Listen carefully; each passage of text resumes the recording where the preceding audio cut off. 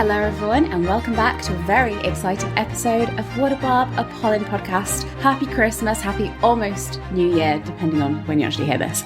I have with me today my lovely Lecky Marique. Unfortunately, Beans and Veg are not here for two reasons. First of all, it's Christmas. Everyone's everywhere. Second of all, we kind of need to make this episode as straightforward as possible so we can get it out to you guys, because we have many episodes that are in the works that we're trying desperately to catch up on. True. So, Lecky, most importantly, how are you doing? How was your Christmas, my love? Christmas was good. I've seen a lot of movies and been watching a lot of TV, which is always very fun for me. Non-Bridgerton TV. What a gift the Bridgerton trailer was, but I've also been enjoying other content besides Bridgerton for once. How dare you? How about you? How was your Christmas? It was all right. It's been a funny old year, as you know, so I'm very much looking forward to seeing the back of it.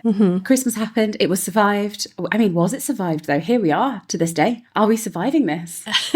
I will say I could have gone without another very early, quietly freaking out on an airbed in my mom's living room, reacting to something about Bridgerton. I didn't need another one of those in my life. We got last Christmas off, if you remember. Right. The Christmas before we did not have off. Yes. That was a very chaotic time. That was even more chaotic because it was the middle of the night, whereas this was at least a slightly reasonable time. And we couldn't react properly. We have these little text messages between each other, but we don't have voice memos or anything because it's like Christmas Day. Yeah. But we're here instead to go through everything. For a start, well, Lecky, in our last episode, which was our, 307 part 2?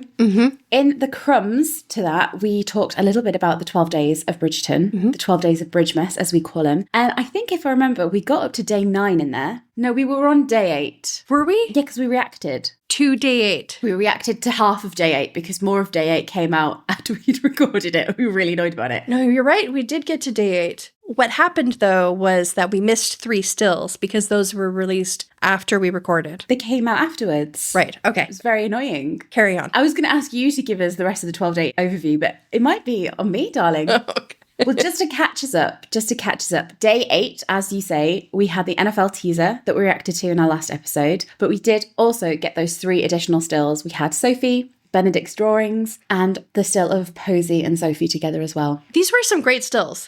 These were some of my favorite stills that they shared. Oh my God, those drawings. Oh my God. My heart. I know. I loved it. I think we talked about this quite often too, that we really wanted him to be drawing Sophie in her absence and obsessing over her image. I didn't realize that he wouldn't have captured her eyes. I thought her eyes would be what led him back to her in the end, that he would realize the eyes were the same. Eyes front soldier. I just love how he's managed to capture every other aspect of her body. But he's like, shit, I really should have looked at her eyes more. It's like, yes, Ben. Aren't we learning a valuable lesson? My eyes are up here, Benedict. We could have saved ourselves a whole lot of trouble had he just paid attention. But yeah, there's just these like glaring omissions where her eyes should be. Yep. And then I was also very intrigued by the still of Sophie and Posey in what looks like Araminta's bedroom. Because there's like a little shoe display behind them. And as you know, if you've read the books, Sophie borrows Araminta's shoes to wear to the masquerade. And as we know from the trailer. As we do. So I thought that was significant. Well, we'll place them in context within this episode. However, to continue, we had day 9, and our gift for day 9 was the news that the world premiere of season 4 part 1 will take place on January 14th in Paris. It was also revealed that the premiere will not only be live streamed for us, but episode 1 will be screened during the virtual premiere 2 whole weeks before the release of the season. As a reminder, you have to have signed up to the live stream to be able to watch 401. So please go do that ahead of time so that you're signed up for it. Yes. Lecky, I would be able to do it. I don't know. It's in like the middle of the workday for you, isn't it? Yeah, I don't know if I'll be able to or not. It really depends on my work schedule. We'll find a way. We will persist. We will watch 401 somehow. So that's something to look forward to. Do you remember for season 3, they had the premiere in Borough? Right. Sorry for mispronouncing that. In Australia, some of our friends were at the premiere, like diligently making the most detailed notes. They made the most detailed, amazing synopsis of episode 1. Oh my God, it was incredible. Heroes. There was just reams of it. Legends. Yeah. So hopefully we'll have thousands of people being able to do that for us. So If you're unavailable, listeners, if you're also working, earning a living, I'm sure either you can stay spoiler free or there'll be many people happily on hand to divulge many a spoiler for you. Yeah. In order to recover, we had day 10 was a nice, simple, festive message from Luke Thompson, Yerin Ha, and Hannah Dodd. And day 11, the big day 11, of course, this was Christmas Day. It saw the release of the season 4 part 1 trailer, along with the main ensemble artwork for the season, like the header cover photo. I remember that got leaked earlier in the day. That was leaked in the middle of the night. Yes. And Pirate Colin, part 2, was revealed. Everyone was freaking out. Yes, but we'll discuss him later. And there were a whole bunch of new stills. I don't know how many. There was a good few though, weren't there? There were quite a few.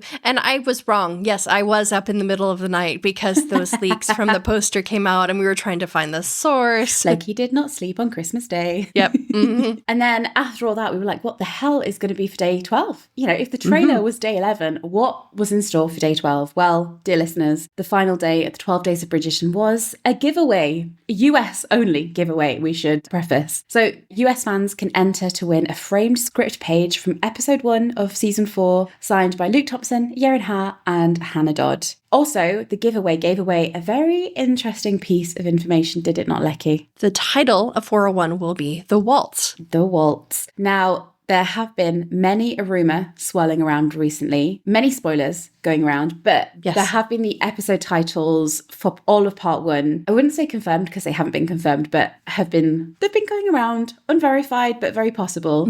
We won't be sharing them in this podcast episode just to keep things leak free for now. Right. But yeah, I don't think it's going to be too long before we find out those names as well. So we have the waltz to look forward to. We'll see what else comes our way. Yeah. But Lecky, I've got you on for a very important reason. We are going to go through the season 4 part 1 trailer together. We're going to do it in a bit of a funny way. So we're not going to follow it in the order that the trailer did it. You've watched the trailer. Everyone's seen the trailer. You know how that goes. We're going to pull apart the storylines a little bit, have a react and a chat about the storylines. And then once we've got through everyone, I would say it's actually Lecky. What I said to you, Lecky, was, wouldn't it be great if we could put together a timeline of what we think part 1 could look like? If you were with us for season 3, we did this. Like we pieced together every bit of information and tried to create a storyline. They were not correct. They were not correct. Okay. Well, what happened actually was you said you should go and see if any of the Benophie fans have constructed a timeline from the trailer. So I went off. Well, first of all, I went through the stills and I was trying to piece together clues from what I could find. And then I went off to see if any of the Benophies had found a timeline. I didn't find one. So I was like, okay. I sat down at Word. So I slept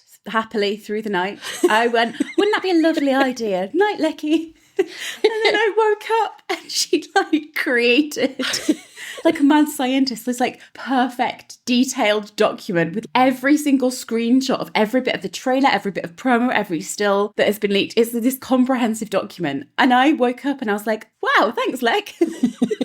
I titled it, what was it? Polin fans construct a Benophie timeline, and then the subtitle is a timeline I pulled out of my ass or something like that. And listeners, she did. I tried my best. Benophies, we've tried to do you proud. It most likely is wrong. However, I feel some of it is also compelling. So let's get into it. And I'll preface this entire episode just by saying the one thing we keep hearing about the season is that it's going to follow the book very closely. So that also helped. It also helped. What the issue is, it's going to be very hard for us to stay book spoiler free in this episode because they're so hand in hand. We're not going to be talking about any leaks of any episodes or anything like that, but we're naturally going to have to, even if we didn't mention the book, it's going to be spoilers for the book because it's following it so closely. Right. So sorry in advance, there will be book spoilers. We've tried to do it just so the only book spoilers would be correlating to part 1. So nothing we're going to talk about today is part 2. Right. None of the trailer was part 2. Right. So any spoilers for the book will just be the first part of the book. So apologies. This is the reality that we're all living in. This is also a good time to go off and read the book, and then you can come back. Absolutely. And if you haven't got time to read the book, or you just don't want to, when they say it's a retelling of Cinderella, it really is pretty much a retelling of Cinderella. Especially for part 1. Especially the part 1 storyline. So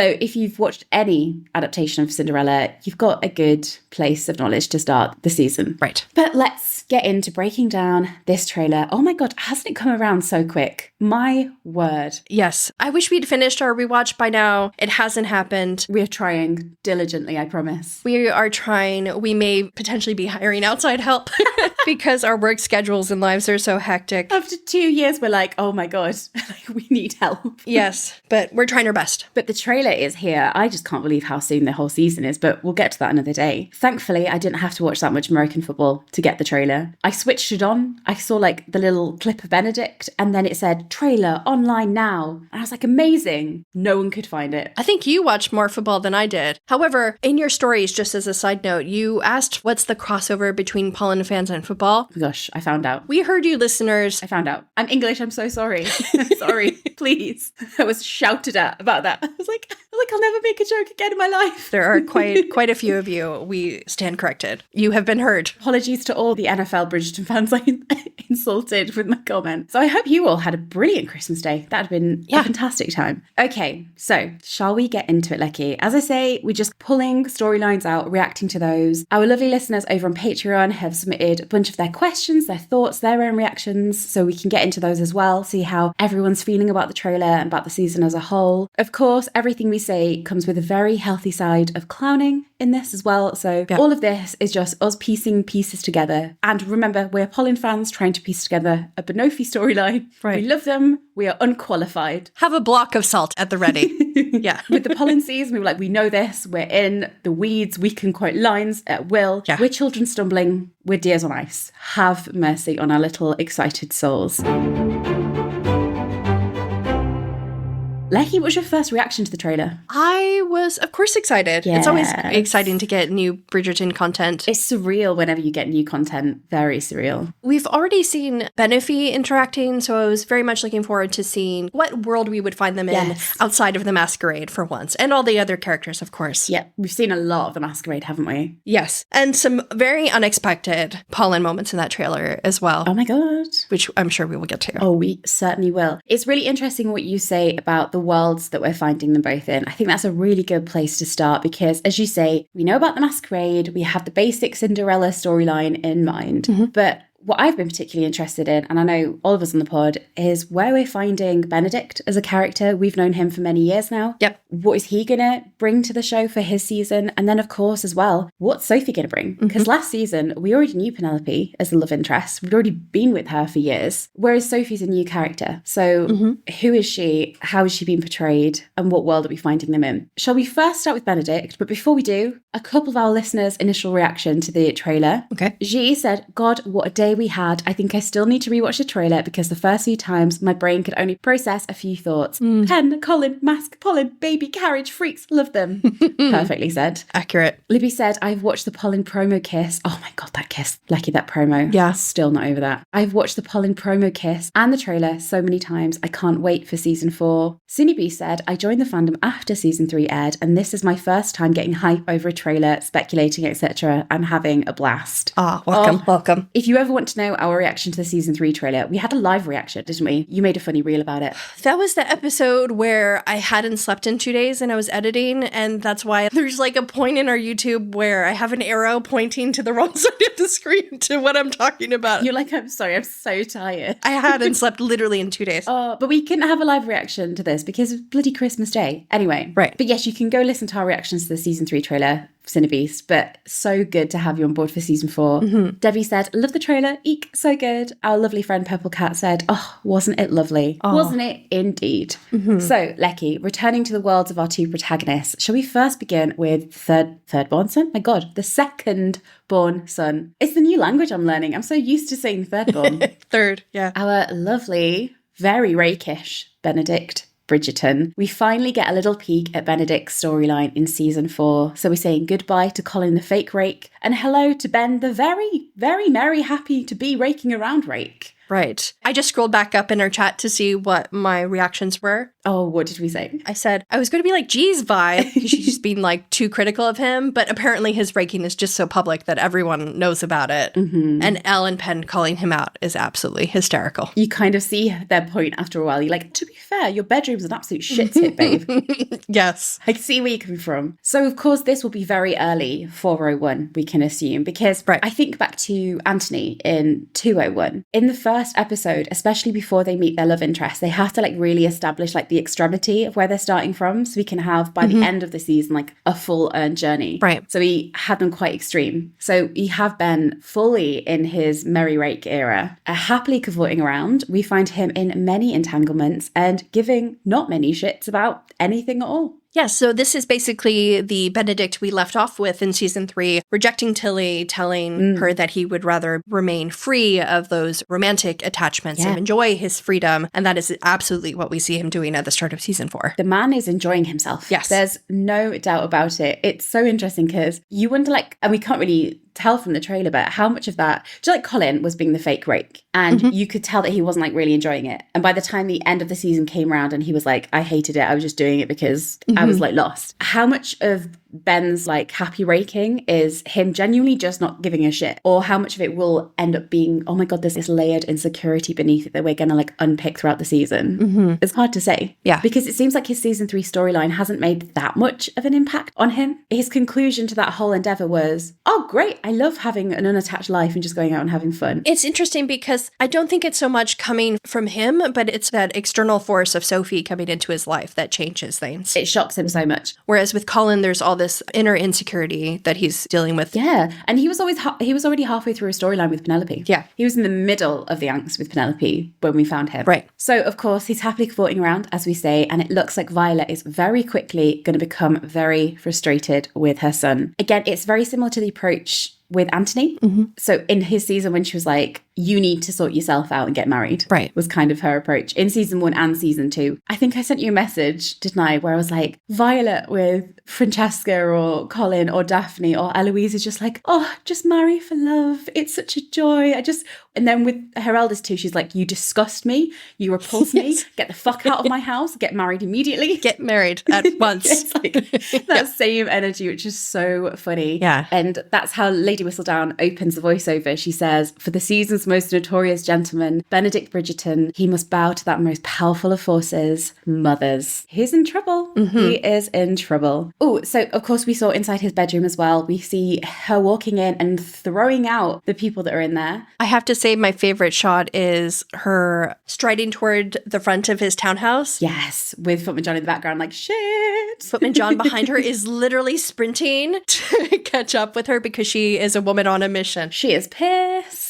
Yes. And we're going to try and contextualize that moment a little bit later because we think we know where that might come from. Also, I saw the most hilarious, I don't know if it was a tweet or something, where I had a comparison of Colin's bedroom in season 3 and Benedict's bedroom in this. And it's like, this is why Colin's her favourite. He's like goody little two shoes all neat and tidy, like, oh, here, mum. Yeah. And then Benedict is just everywhere and he's having a great time and doesn't give a shit. Are you getting a little bit tired of this kind of raking storyline for the leading man? It's very old ground at this point. I am. I mean, it's not Benedict's fault that his character was already like that. Yeah. This isn't hugely surprising, especially considering where we left off with his character in season 3.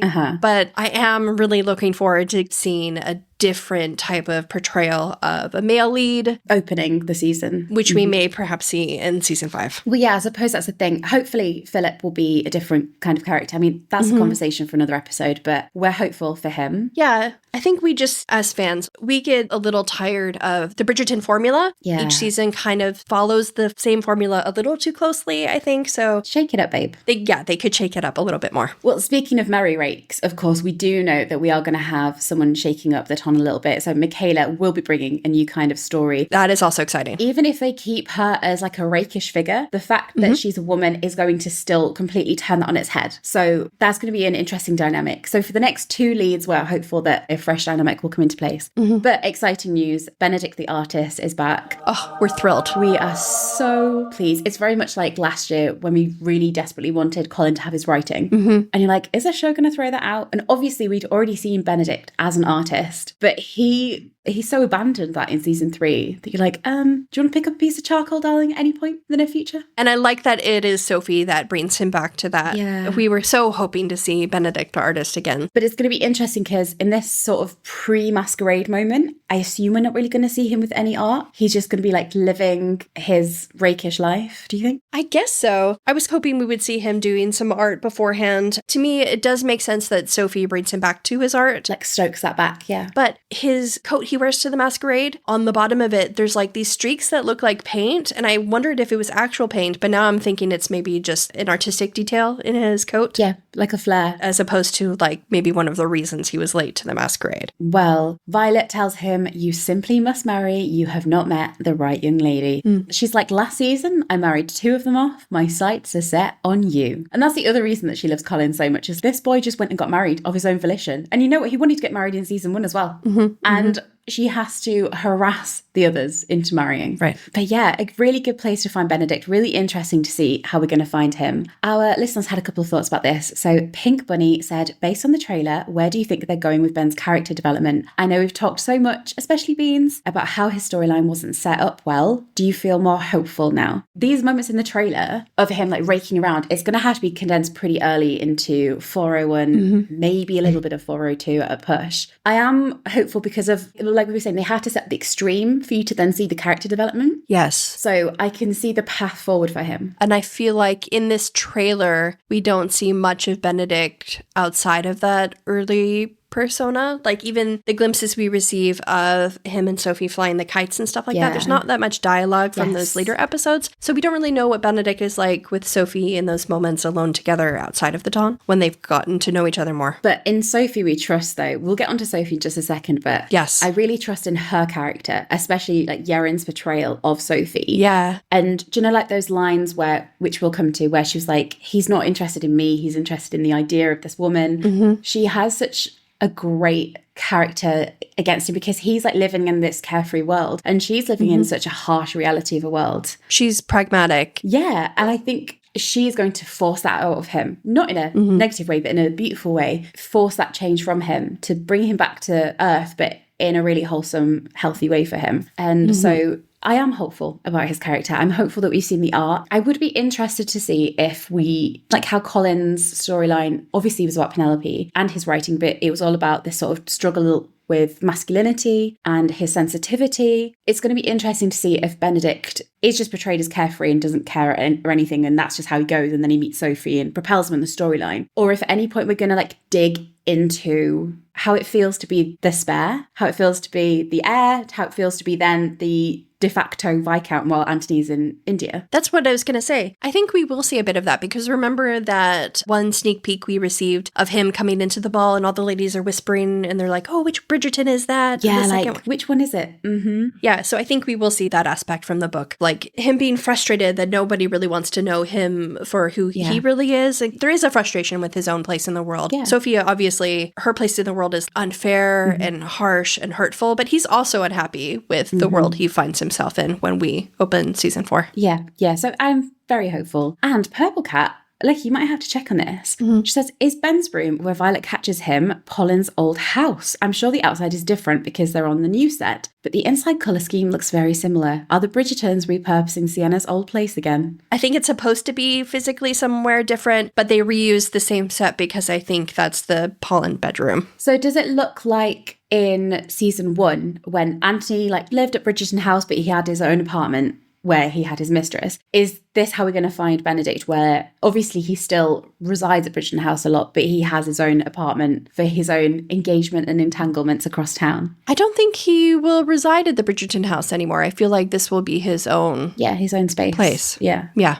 Yeah. It makes sense for him to have his own space for the season. I love Violet on the warpath. I love her just being like, you bitch, my sights are set firmly on you. What I want to know is what incites her to do that. I'm very curious to find out what forces her into that carriage. Because she's pissed off. Has Pen written something about him or something? Yeah. I swear Pen has got her sights out. Like, she's got claws out for Ben. She's held a grudge since season 2. I maintain it. I was thinking it could also be equally likely that Benedict forgot he was supposed to come over for tea to meet with Elliot, like her grandson. Like, it was like a family tea missed. That would equally piss her off or something, but we'll see. Oh, one quick comment actually before we skip. So that scene when they go in and someone opens the blinds. Right. Speculation that could be Colin. I don't think it is. We have done a lot of pausing, zooming. I think it's a valet. You think it's a valet? And you think you might know which valet it is later? Yes, I think it's the guy from the shaving cream scene, if I had to guess. We'll get to him. We did speculate whether it would be Colin if he was equally furious that Benedict wasn't there to fawn over baby Elliot, but... My answer to this is, would that man leave home? Yes. For this reason? Especially for his brother. Right. You're telling me you could could pry him away. Yes, he is loved up at home with his wife and child. Or he's in a carriage somewhere, bouncing along. Right. Let's be honest. Right, exactly. He has more important things to do. He is busy. Exactly. Okay then, so that's where Ben is pre-masquerade. Shall we turn our sights on the lovely Sophie Beck? For a start, I just want to say it's so good to hear her speak more because we already know Benedict. We spent so much time with him. You're like, okay, Ben, great. But I want to know more about Sophie and want to hear her speak and get her personality. She brings such personality to this role. Oh, I love her. I love her delivery of, we would need to find me a good costume So because she just like leaps at the opportunity to do that, to fulfill that dream. I love her already. She's a complex character, isn't she? And if we remember, it took them a long time to cast her. It was really difficult to find someone who could portray her because she's soft and sweet and vulnerable and quiet in some ways, but then she has this forceful. Yeah, she's so forceful and resourceful and strong-willed. And it's sometimes like hard to find someone who can balance that because you either want to play her too soft, but then you go too meek and mild, or if you're too forceful, then it overpowers it. So finding that balance is quite hard, but Yerin just captures her so well from what we've seen. Yeah. And from what she's spoken about her character as well. So the trailer showed us quite a few glimpses about where we're finding Sophie in the beginning of the season in 401. So if you haven't read the books, I'll try and give you a very quick overview of where we're finding her to start with. Sorry if you haven't read the books, it might get confusing. Go read the wiki page. That'll have everything that you need to know. But we've said it's very Cinderella-based story, and it really, really is. So I won't give too many spoilers away, but Sophie is born in unusual, difficult circumstances, you might say, and she ends up living with the Gunn family. So this is Araminta, Posey, and Rosamund. And when we find her at the beginning of 401, she is acting as the very overworked maid to the family. That's where we find her at the beginning. And through the course of part 1, she actually will go through 3 different households. So she starts with the Gunn household, which is the family she's grown up around but been mistreated by. Think Cinderella with the evil stepmother and the 2 stepsisters. That's very much the dynamic. She will then go to a different family, the Cavender family. So you might see her in like different outfits. We'll get to that a little bit later in our episode breakdown. And then she'll go from the Cavender household to presumably working in the Bridgerton household that we've seen in previous clips and stills and things like that. Yeah. So she does a lot of moving around, and it's going to happen very quickly in part 1. So we'll try and get you up to speed there. But this is where we're finding her in 401, where she's with that family, the Cinderella dynamic, where she's been her whole life. Right. I think you did a really good job without really getting into the plot details from the book. So, yeah. I'm trying not to give spoilers, you know? But there are some things that you need to know for it to make sense what you're even seeing in this trailer. Otherwise you're like, why the hell is she here? Like, what's going on? Okay, so we find her very, very overworked, and she expresses desire to have one night to enjoy the ball. So she's frustrated at how the sisters are taking it for granted and she's overworked. And she says, can you imagine how beautiful a ball would be? After Rosamund goes, how horrible it is to be on one's feet all night. Sophie says they will attend the ball tonight and they will not appreciate any of it. Just once, just to have that feeling for one glorious night, saying that she wants to enjoy that as well. So we actually saw this aspect of her character in, you remember the clip from earlier this year, which was the first time that Benedict saw Sophie? Yes. So she didn't see him, he entered the ball, he saw her, and you found her staring up at the chandelier in this amazement and this appreciation of the beauty. Yeah. And what she said here, you know, she's like, they're not going to appreciate it, and it's going to be beautiful. And I really like that she has this appreciation for the beauty in the world around her, even though she's had a crap time of it. And she has, if you don't know her story, she's not had an easy road of it at all. And I wonder if that's really going to be a contrast to Benedict, who takes everything for granted in his world. He's grown up in the ton. He's not just grown up in the ton though. He's had this unique place as like the spare to the air where he's been able to just piss about a little bit. And having a character who has been so grounded and hurt and damaged by the world, but still having this ability to walk into Benedict's space and go, oh my God, this is beautiful and this should be appreciated. I wonder if that's going to really teach him a lot about starting to take things more seriously, starting to appreciate things more. And if it connects them with his art, because she has such an interesting perception of the world. Yes. And if that's one of the ways they connect with each other. It was such a small moment, but like I really appreciate that like little glimmer of her character character there. I forgot how much I liked that clip because it is really moving the way that she finds this beauty that everyone else is overlooking. And she'd have every right to be bitter and so tired of the world and so jaded by the ton, like working as an overworked maid for these people who aren't grateful. Yeah. And it would be so easy for her to be sickened at the sight of excess and everything like that. But she isn't. She's entranced and she finds beauty in it. And I think that might be one of the ways it calls Benedict back from this carefree dreaming to a little bit more of reality, which he needs a little bit of. Yes. And of course, in that scene when she's expressing desire to go to the ball, I don't know the character's name. I know what the character's name is in the book, but I don't know if it's going to be the same. But she's the cook or the maid in the Gun household. You know the character I'm talking about? Yep. She says, you could go tonight. And then Sophie, as you said earlier, she jumps into action. She goes, we would need to find me a good costume. I would need to be well disguised. And then her friend Alfie, who we heard about recently through Yerin, Alfie, who is another servant in the Gun household, says, just be out by midnight. A few of our listeners commented on this moment. So Kate says, I adore Sophie. The way she pauses before she says, we would need to find me a good costume. Oh, I love it. She's got humour and a spark about her that I can't wait to see more of. Yes, that's it. The spark in that delivery, that line is like one of my favorite moments in the trailer because it's like, oh yeah, that's Sophie. Yeah. That's the moment that totally sold her performance to me. Yes, immediately.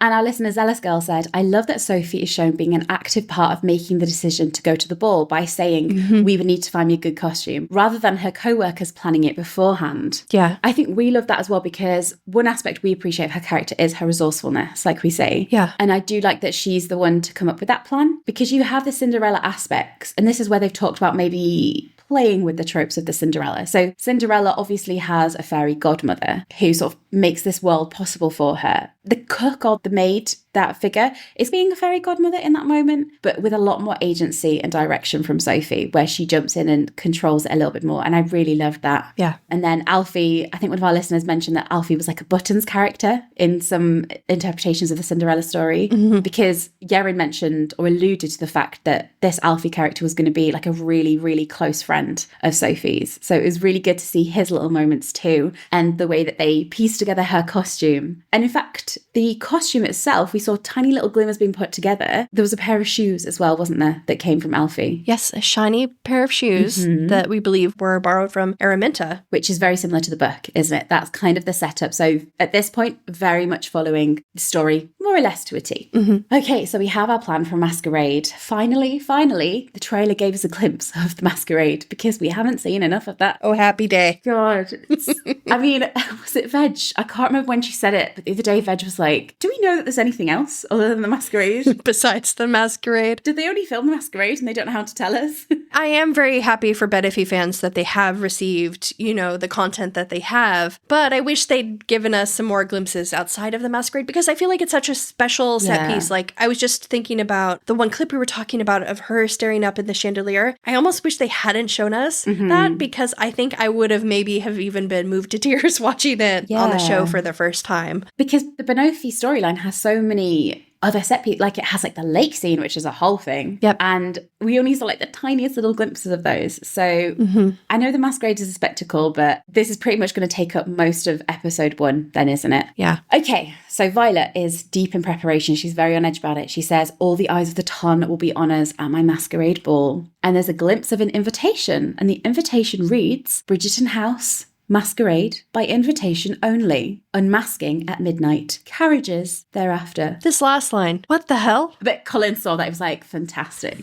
I mean, carriages are there. He's only going if there's carriages involved. But do the guests need a reminder that they have to go home? Do you not say that in America for weddings? You still say that, carriages thereafter. No, I've never heard of this in my life. I had a brief dalliance in wedding planning. You know I've had a lot of jobs. I had a brief dalliance. That just means you can go home after that? So like on a formal invitation or like a schedule of events, right, at the end it will say carriages. You still say this today, carriages. And that just means you can go home? Like 1 a.m. carriages, go home. I hate to shatter the illusion, but we don't still have carriages. Okay, I've never heard of this in my life. So my fellow Americans, if you also have never heard of this, apparently there was a reason for it. I was very confused about this phrase. Yeah, well, if she had to get Colin there one way or another, didn't she? That was how she lured him to the Masquerade, yeah. But interesting that it's invitation only. Is someone expecting gate crashes? Has someone maybe learnt from previous seasons that people will turn up uninvited? Yes, that's what I was thinking is Violet is finally tired of the gate crashers. So how's Sophie going to get in then? Maybe she will steal the invitation or sneak in through the maid's entrance. She's like, I know these places. Or she'll sneak in through the maid's entrance. It'll be around here somewhere. Actually, it seems like a better option. But more interesting to me was I think she may see the invitations be delivered and know about the unmasking at midnight, and that's why she leaves when the clock strikes midnight. Interesting. Unmasking at midnight. So yes, are they going to like crown like a homecoming king and queen of the masquerade ball, or is it just it's midnight, take your mask off? Oh, who's shocked that 6 foot tall Bridgerton was in fact a Bridgerton? Right. Who would have seen that one coming? Yeah, I think it's going to be that. Exactly. I say that and it's like, well, Benedict can't, the mask completely throws Benedict for a whole season, doesn't it? So to be fair, the outfit seems to be pretty effective all around. I was going to say, it must confuse those other ladies who are looking for him because they're like, oh, no, they recognize him on sight. Yeah. Oh, well, sorry, Ben. And it's like Pen is there with her blonde wig, but it's like, how many 5'1" women with like a 6 foot tall, dark-haired Bridgerton? At least 2 this season. Oh, actually, yeah, I could be describing others in there, couldn't I? Yeah. Sophie and Pen are both about the same height, aren't they, with equally tall Bridgertons? Fair point, Nike. I take everything back. But the characters, the costumes, oh my Lord. On Christmas Day, the season 4 character banner was released, which showed us a lot more of the attendees at the masquerade ball. We also had little glimpses of them getting ready. Yes. So we had little shots of the Mondriches and Polin. They were helping each other with their masks. Elle was being dressed by a maid. That's depressing. That's how you know it's time for your season, isn't it? Sir Philip would have jumped at the fucking chance to tie a mask on her face. I tell you now. Oh. So obviously Benedict and Sophie, we've got their costumes down to a T. We can tick them off our list. Yep. One word, Lecky. Colin. Pirate Colin has arrived. If you were listening to our last episode, we thought Colin was a golden blur. Are we sad that he's not a golden blur? No. I'm sad he's not a golden blur. No, I like that he's not a golden blur, as funny as I thought that was. And it's also just fitting because this is not the first time we've mistaken him for another blur. No. So apologies to Alice, who apparently they are looking at in that still. Sorry, Alice. To be fair, I now understand Pen's expression and I understand John's expression because I'm also looking at Alice with that same awed in love expression. She does have a great costume. She looks amazing. That's true. But Colin is a pirate. Again.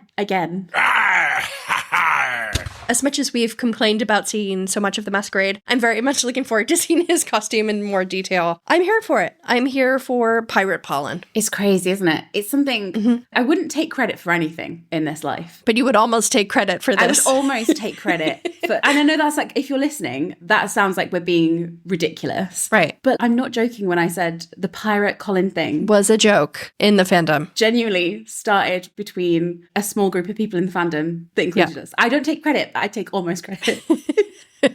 Yeah. I did my time. I made my memes. I flew my flag for Pirate Colin many moons ago. Yes. We were there in 2022? August of 2022. Right. So to see this happen, yes. Guys, fans, we can retire. We've done our part for society. Yes. And when I say we, I mean the collective fandom, not me and Lucky personally. Yeah. Oh, God. Obviously, the first glimpse on that poster, like, I completely forgot that they would be wearing masks. Yeah. Because on the poster, they weren't wearing masks. And I was like, oh, look at his costume. And then I saw him in the trailer with the mask on, and I was like, oh my God. Where'd that come from? Well, of course he's wearing a fucking mask. The masquerade. To the masquerade, yes. Oh, gosh. Pirate Colin. A dream come true. A dream come true. I'm here for it. I love that Penelope is behind him also in that shot, that they're perhaps helping each other dress for their masquerade, considering that other clip we got of them when Portia potentially interrupts them getting ready. I love it. Oh, it was a great shot. Eloise, of course, we already knew that she was going with Joan of Arc, as she does in the books. Looks so good. Yeah, a better look at it. Amazing. And Lady Danbury. The armored look is so beautiful. I love it. Yes. So Lady Danbury has a Greek-inspired, some people have speculated it's a goddess. Like Athena. Could be Athena. There's nothing super concrete about exactly what she's correlating to. But that vibe. But that vibe, which, I mean, to be fair, the goddess of wisdom, it would be Lady D. Yeah. Will and Alice are as Antony and Cleopatra. Their costumes look so good. Queen Charlotte has been assumed to be the Queen of Hearts. Would make a lot of sense if she's on the lookout for another love story. And Fran and John. So we've already seen Fran and John in previous promo, but we got a little bit of a clearer look at them. And it's really hard to see if they're actually inspired by anything. Fran, I don't know if it's like butterflies that she's covered in or like petals or something. Her mask is upturned in a way at the corners that almost suggests butterfly wings, but her dress is actually covered in flowers. However, some fans think that they are a black swan and white swan. I have seen the black swan and white swan theory. I don't think it makes sense for John though, because if you actually look really closely at John, his mask is tartan. Yeah, I love that. Which is such a cute touch. And then he also has on his chest like a little sword that goes through a funny crest. A shield. Yeah. And I did a lot of Googling very quickly. And apparently it's a kilt pin. So you normally would wear this on your kilt. Yeah. So he's representing Scotland because obviously that's where his home is, up in Scotland. I liked the little kilt pin been on his chest though. It's like over his heart. And my morbid self was like, yes, a knife through the chest. No, I'm not saying he's going to get knifed through the chest in season 4. That's not what I'm saying.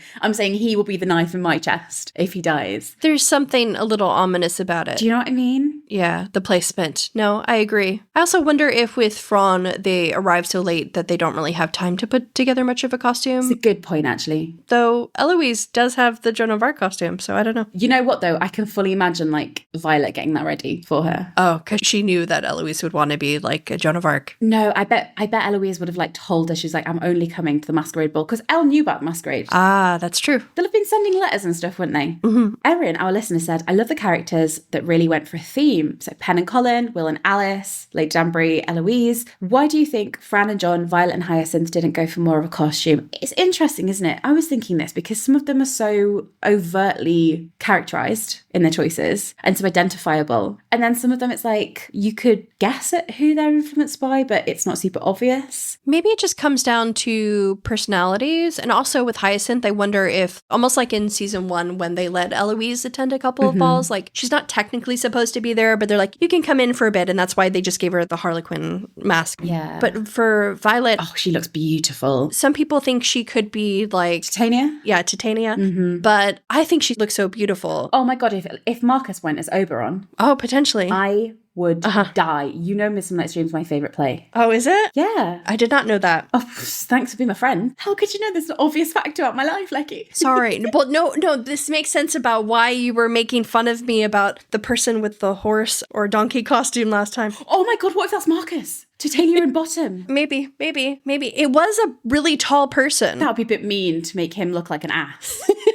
Oh my God. Well, we'll see. There was definitely a character with like donkey ears. It was almost like, listeners. We were worried it was Colin. I was like, if they make Colin go as donkey, I'm going to kick off. Listeners, if you've seen Ever After, Drew Barrymore's stepsister, she wears like a sculpted horse face. It reminds me of that. I don't think it would be good for them to put poor Marcus as Bottom. But it kind of makes sense in a way, though. Who has that costume? Okay, and then our listener, Smashly Dub, said, why do you think they were so secretive showing Pirate Colin until the official poster was leaked? We saw Pirate Pen months ago, but we were left to speculate for so long. Because we wanted to see him. Yeah, because it's like the two things we needed, we just needed the name of the baby. Right. We just needed Colin's outfit, not asking for much. It was treated as a state secret. Some things just have to stay in the vault, according to Shondaland, until it is their time to be unleashed. Painful. Yeah. But we now know, and I can sleep easy now. And our listener, I Love Polin, said, oh, what a great username, by the way. Back to Pirate Polin, my favourite. I would love to see a scene with Pen and Colin having a conversation leading to their choice of pirate costumes masquerade ball. Oh my God. Oh God, please. I wonder whose idea it was. I don't know that we'll see it just because I think them getting ready will be like a bit of a montage. If I had to guess, Penelope. She was like... She didn't get to comment. Yeah, because if you think when she saw Pirate Colin return home in 301,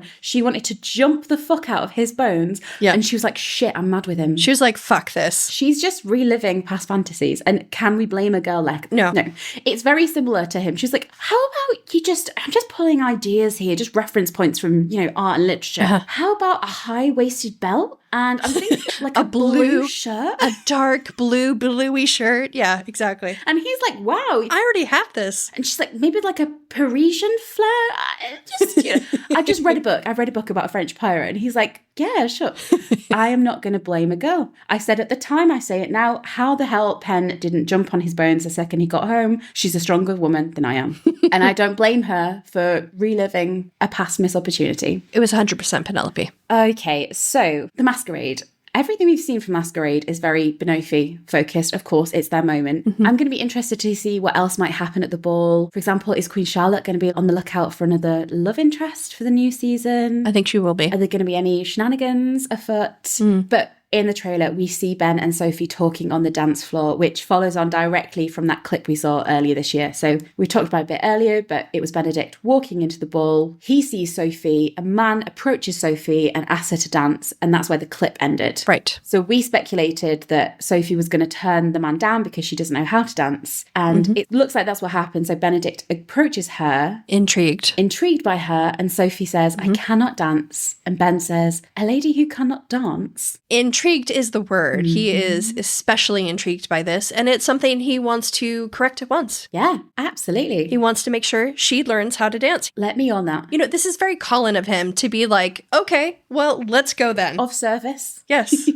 So they go and dance together in the garden, something we have seen a lot of in past and very recent promo. The lovely bandstand in the garden. Available for purchase. Available for purchase, of course. I can send you the link if you're interested. And Sophie says, you're quite the teacher. Benedict says, you are the most intriguing person I've ever met. What a line. I also love her delivery of you're quite the teacher. I love her delivery of all of her lines in this trailer. She is so good. Oh, she's great. And we have a lady whistle down voiceover that says, behind the cover of a mask, anything can happen, which is very much like the tagline for part 1. Is it Unmask True Love, or is it... Unmasked True Love was one. That was one. And now there's another one that's a bit longer. Is it like True Love never wears a mask or something? All the posters say Unmasked True Love. And then in the trailer, is this the trailer? Oh, that's episode 4 of season 3. Hold on. One moment, please. Oh, here's the trailer. True Love Wears No Mask. That's the one. True Love Wears No Mask. Well, it does though, doesn't it? So it does. Sorry, marketing team.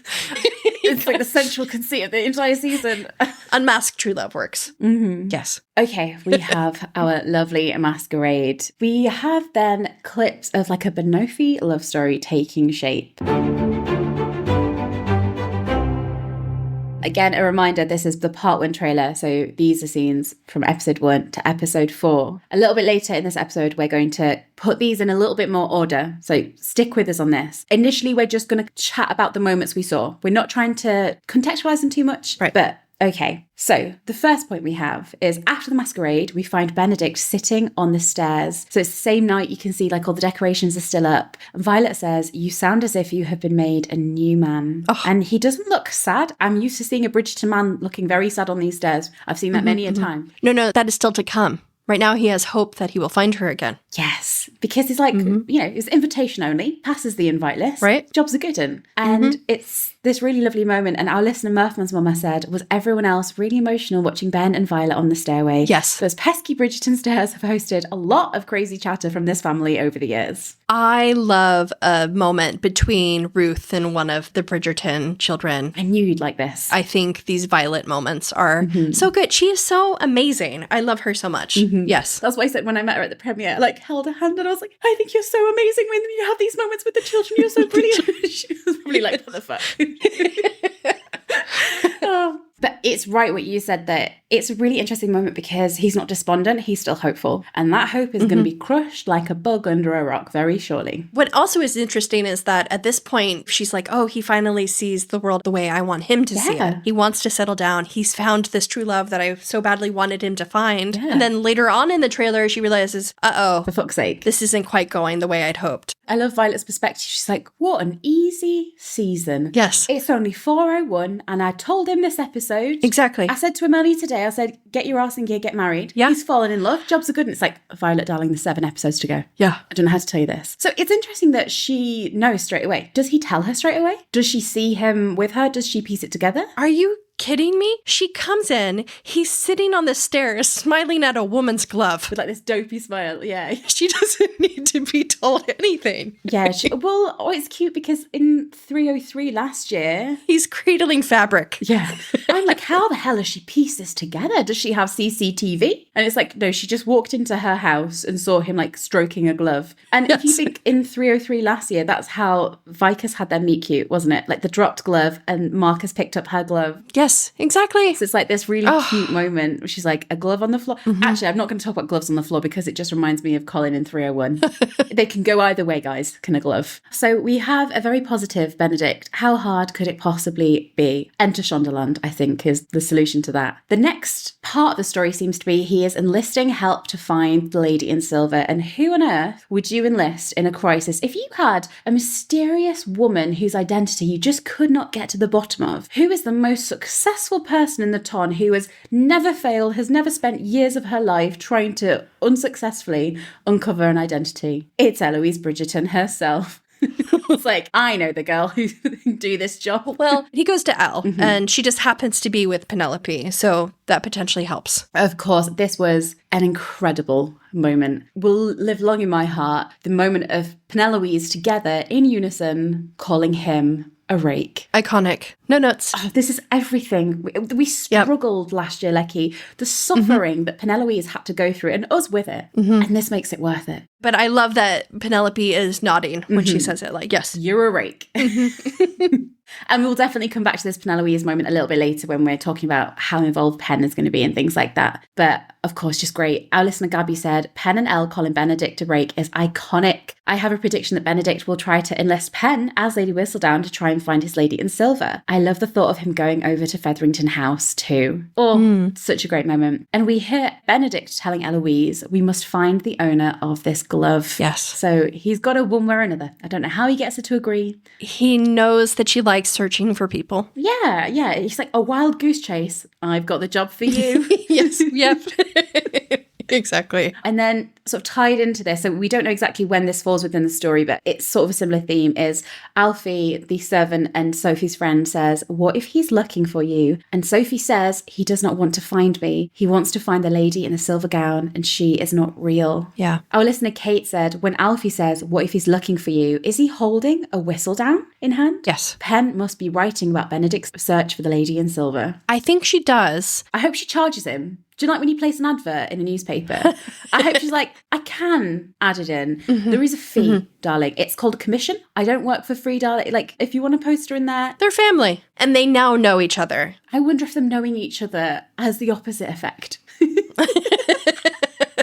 We'll get to Penelope later because you know I love a Penelope Benedict. No, I don't. They're not that kind of story. Not that kind of story. A Penelope and Benedict acknowledgement or lack thereof. Yeah, exactly. Thank you, Lecky. Thank you. Oh, but how heartbroken are you with Sophie's words? Yes. Because this is like the issue that we kind of have with parts of the book, I suppose. It's a hard one, isn't it? And it's nature of the setup because he's so in love with the lady in silver and the idea of this lady. And even when he has Sophie around and he's falling in love with Sophie, because he still sees them so distinctly, like she feels that. It's heartbreaking. Because she's like, if he loved me enough as me, he wouldn't still be pining after this woman. Yes, exactly. And it's like this pragmatism that she has about the world where it's not even like she's in mourning or heartbroken, it's just a fact of her world at that point. So I loved that. And Kate again said, Sophie's "he does not want to find me" speech was heartbreaking. I'm already obsessed with this storyline. I think Yeren's really going to sell that side of it because you're like, how are they going to reconcile it so that like by the time Benedict realizes who she is and that the lady in silver and Sophie is one, how do you then get Sophie to be like, I accept the struggle you've had to reach that conclusion, but because of, I don't know, she just sees the world in such an interesting way that like I can really believe that story is going to come to fruition. That one shot of her peering through the door at him. Oh my god.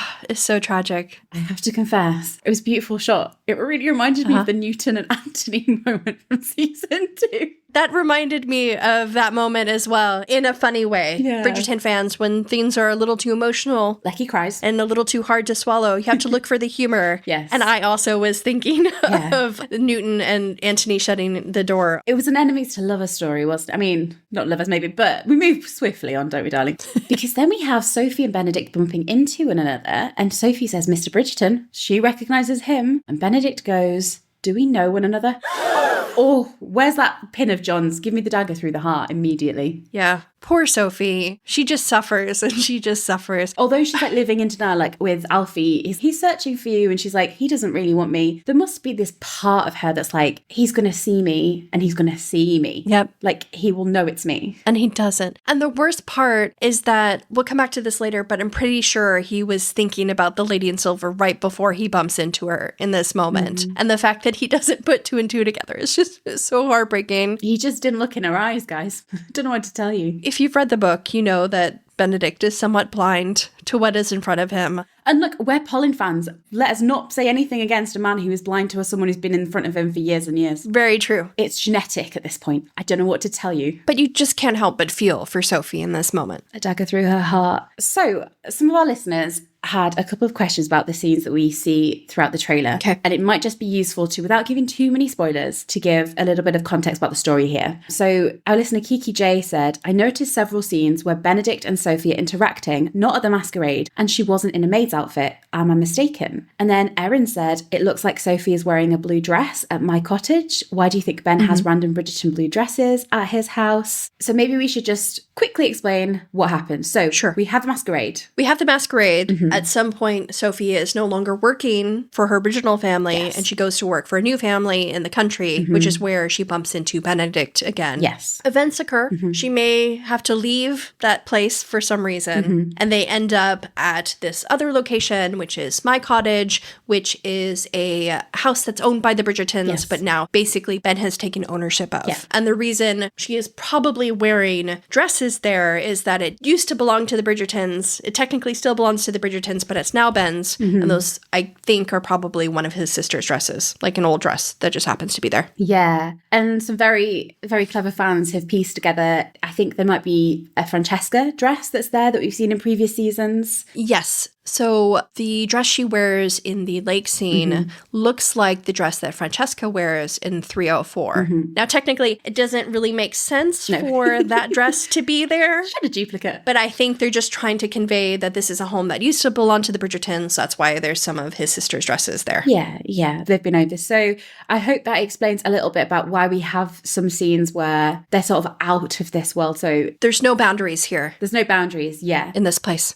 So as we say, they meet, they have the masquerade, Sophie's circumstances change. When they meet again, he doesn't recognise her, and they go to this other Bridgerton property where they spend some time together. Yes. And then, after they spent some lovely time together, Sophie will become a maid at Bridgerton House. This isn't a spoiler, this has been shown in promo before, so don't worry, guys. But just before she becomes a maid, actually, if we go back to my cottage, obviously there's these lovely shots of them with the kite. We finally saw the kite in context, because that had been a hint for a long time. And it was as straightforward as they fly a kite together. Leggy had done so much research into the symbolism of kites, and she had this whole backstory for Sophie's mum. It's just they play with a kite. You know what? I love Mary Poppins, and one of my my favorite Mary Poppins song is The Life I Lead. But I do love Let's Go Fly a Kite. And they do. And you know what? I'm here for Benophie going to fly a kite. Our listener Murphin's mama said, the kite scene, will this be the moment that Ben falls in love with Sophie?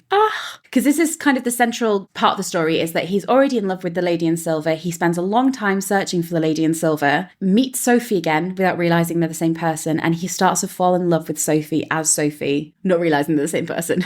I think this is a very good point from Murphman's mama, because we had that earlier scene of him watching her stare up in wonder at the chandelier, and then to see her joy at something as simple as flying a kite, I think might tap into... Did the angle of her chin not tip you off there, darling? looking up at the sky. It's like, oh, I've seen a woman look up in this direction before. Benedict, you're almost there. But I feel like seeing her joy at something simple like that again will maybe tickle something in his brain where he's like, Well, he falls in love with her, right? Again. And it's like he's falling in love with the same qualities. He just doesn't realise it's the same person. Right. But I also think there might be some part of his brain subconsciously where he's like, this reminds me of the woman I already fell in love with. Yeah. Do you know what I mean? I get you. That's really cute. So we do have these different flashes that we'll get into a little bit more, but there's a lake scene where Benedict is looking a bit drippy all over. That's a way to describe it. I would say naked. The drippy lake scene also happens in this in between where they're at the Bridgerton property, which is why she's not in a maid's outfit. And since we're just doing initial reactions, that wide shot of like her walking through the countryside toward the lake is one of the most beautiful things I've ever seen. It's very Pride and Prejudice. reminded me of like 2005 Pride and Prejudice. Yes. It's a lot of walking in that. Yes. Oh, I'm really looking forward to that episode. Yeah. One of the criticisms I had about season 3 is it felt kind of claustrophobic. Does that make sense? Like it was so in the ton that I really ached for like an episode. Do you know in season 2 when we spent time at Aubrey Hall and you were outside and it was this new location? I loved that setting. And so I'm really glad we're going to have scenes, who knows how many, of this new location in the country where, because they're in the country, the walls between their worlds start to slip and crumble. And then you have them being able to spend time with each other, not as like a man and servant, but as just a man and woman. Yeah, I think that's one of the reasons we kind of hope to see like the Featherington country house in season 3 to kind of escape from the ton a little bit. Yeah, because it can get claustrophobic. There's something about these beautiful exterior outdoor sequences. I'm looking forward to this. But it cannot last because nothing ever can. So as we say, at a point, Sophie and Benedict return back to London and Sophie becomes a maid at Bridgerton House. We have these scenes of Benedict drawing the Lady in Silver over and over and over again, not realising the Lady in Silver is Sophie. Sophie is going to keep the truth from him. So Alfie says, this is your chance, tell him who you are. And of course, she's not going to tell him who she is because this is the part 1 trailer, not the part 2 trailer. And if there's one thing we know about women in Bridgerton, they're not going to confess their true identities in part 1, no matter how much you might wish it. Hey, Lucky? Yeah, but I like that Alfie is the one who is like basically pleading with her to tell Benedict who she is. Yeah, he has faith in Benedict. But she has such a set view of the world. Like she knows this is impossible. She's not even going to try. Yeah, because it's not just, oh, he's in love with this different woman, the idea of her. It's more than that. It's our worlds cannot coexist together. In the countryside, maybe things can happen, but in the real world where we're living in the ton, it can't happen. And that's like a fact of their lives. It's not some sort of fanciful like, oh, we'll never be together. It's like, it's just a black and white. For her, it's so black and white. And for Benedict, I don't think it becomes that black and white for him until maybe like episode 4. Like, I think he knows that they can't be together, but like the events of episode 4 and when perhaps an offer happens, he will apply some creative thinking to how he might get around it. Right. Right. I'm not saying every Bridgerton boy has a good plan. Look at Colin in 301. He was like, I'll find you a husband. Yeah, exactly. I'm not saying these men come up with good ideas. Just saying they have them, you know? Okay. Oh, our listener Kate said, this makes me tear up every single time I've watched, which is a lot. I'm rooting for Sophie so hard already. And Purple Cat Doctor, our friend, who we have to say is like an OG book reader. She has been in this fandom since day one. In the trenches. Absolutely. In the trenches before there were trenches. Before they were done. But she said, I reread An Offer from a Gentleman recently in preparation for season 4. Okay. This time I disliked Book Benedict even more.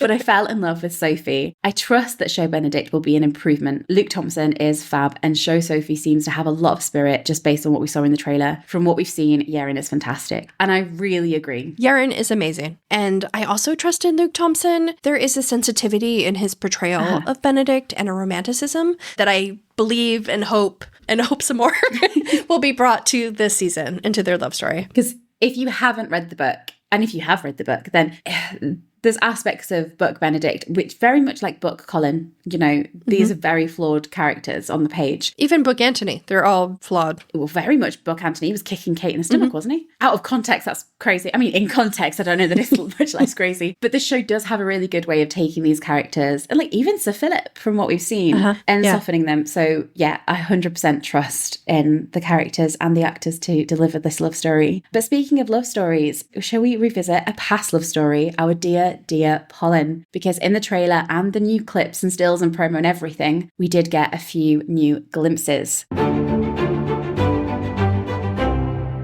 So they were together with the newly named baby Lord Elliot. They were laughing. So this is the family scene that we saw a still from a while ago. Yes, but the laughing, it's so sweet. Oh my God, we love Colin laughing. We love happy Polin. This is everything we could have possibly have dreamed of. This is so beautiful. Absolutely. This was my favourite part of the trailer as a whole. And our listener Kate also said this was one of her favourite parts because this little glimpse of Polin with the baby, and then you have like Fran and John. It's where Violet is saying life is meant to be lived, and you have these flashes of, as Kate says, the kite, the baby, the front kiss, sublime. Yeah. I think it was cut so well in the trailer to show those moments. So we of course love to see a little baby Lord Elliot on the scene. Scribble Vinyl says, a little bummed we didn't get baby Thomas, but I'm hoping we'll get baby Agatha in the future. Yeah. Looks like they're on it, guys. Yes, they have it scribbled in. It's on their to-do list. She's got the task in hand. Suppose maybe in hand is gonna... Anyway, she's on the task. Yeah, she's on it.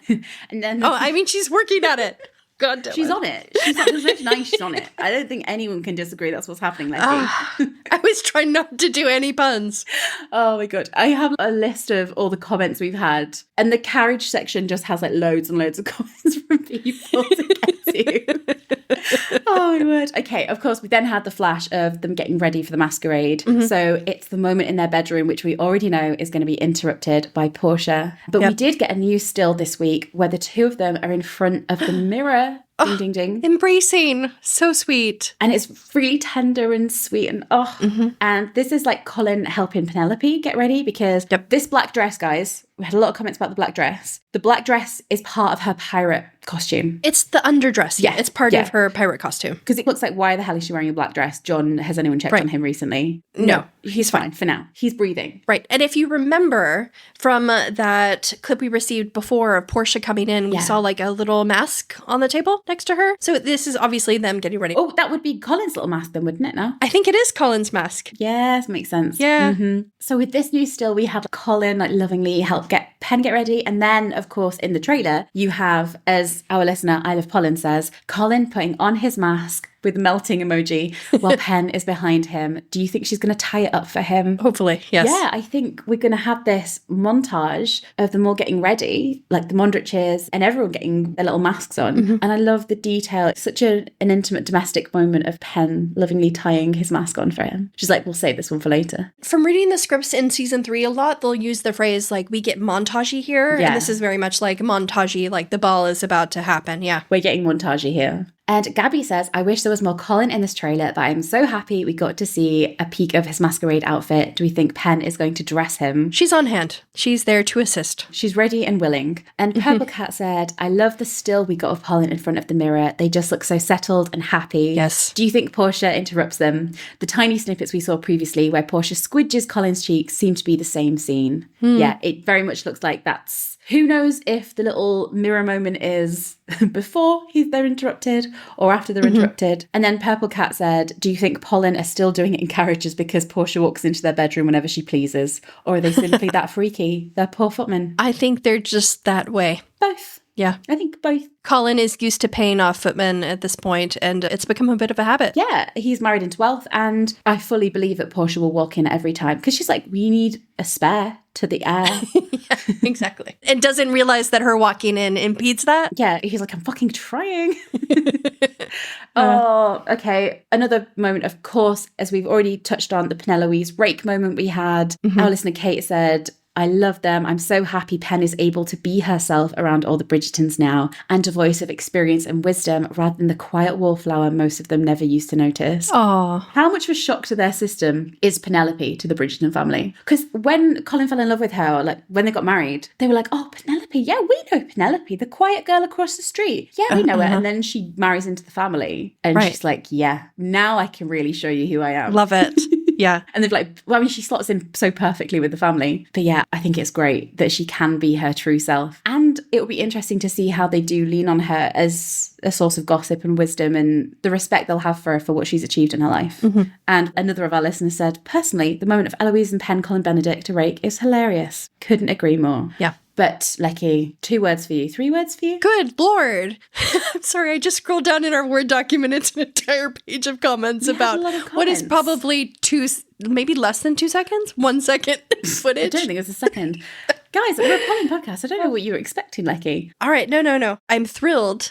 This laughing. This is Carriage 2.0. So, in a recent interview, Jess confirmed this. So, Jess Brunel, the showrunner, confirmed that there is going to be a second carriage scene. She didn't say where it would be in the season, and we can't really tell from here at what episode it's going to be, but it's part 1, so we can tick that off. But Carriage 2.0, Pen and Polin getting down and dirty in the back of a carriage again. Good Lord. Now, we had a lot of comments about this from our listeners. Are you surprised, Lecky? I was 100% surprised. So G said, did you expect a second Polin carriage scene before we got the spoilers and the interview with Jess? Did you think we were going rocking again? No. What about you? I honestly thought it was going to be a mirror again. Oh. I thought we were going to have a repeat of the mirror. A mirror callback. Yeah. So, look, I've read enough fics on AO3 to know that when these two get in a carriage, it's inevitable. Yeah. But I didn't expect the show to give us that as like an extra bonus. Right. So it does feel quite like fan servicey, doesn't it, to have this? It does feel very fan servicey. Yes. Because they're like reacting to, I mean, the carriage scene last year was the scene, right? Yes. Will go down in history. Awards were won. Many awards were won, many awards.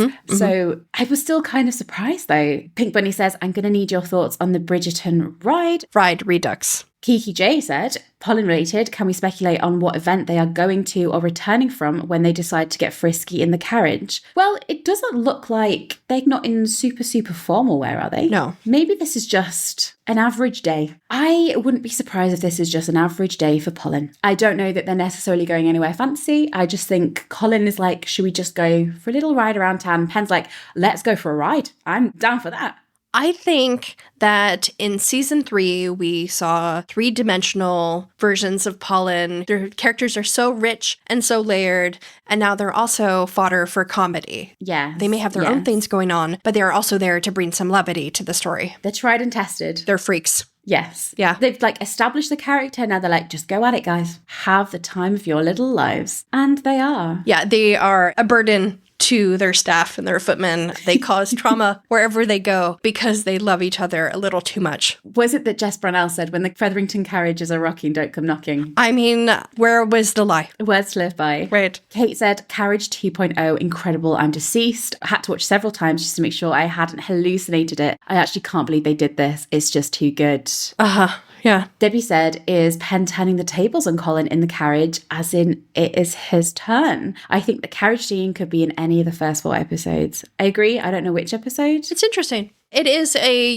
reversal of the original carriage scene. With Pen in a lot more control and a lot more knowledge. But we've also know from 308 that Colin no longer has so much of an issue with Pen taking the lead, so to speak. Yeah. So maybe this is an aspect of their relationship he has also come to enjoy. I mean, why would you not, Lucky? Nick said, the glimpse of Polin's new carriage ride from the trailer. Oh my word, will this top the first carriage ride? No, I think the thing about the first carriage ride is it was so character driven and climactic, if you will. But there's that, but there's also something like, I think this will be a quickie in the carriage, guys. This is a quickie, and this is a sexy moment, but to me there's something sexier about the original carriage scene because it's more restrained. We don't really know how it's going to play out. Like you said, there's this buildup of all this tension. Is Colin going to confess his feelings? Is Penelope going to be vulnerable enough to share her own feelings with him? I feel like nothing will ever be as iconic as the original carriage scene. Like, this is great. This is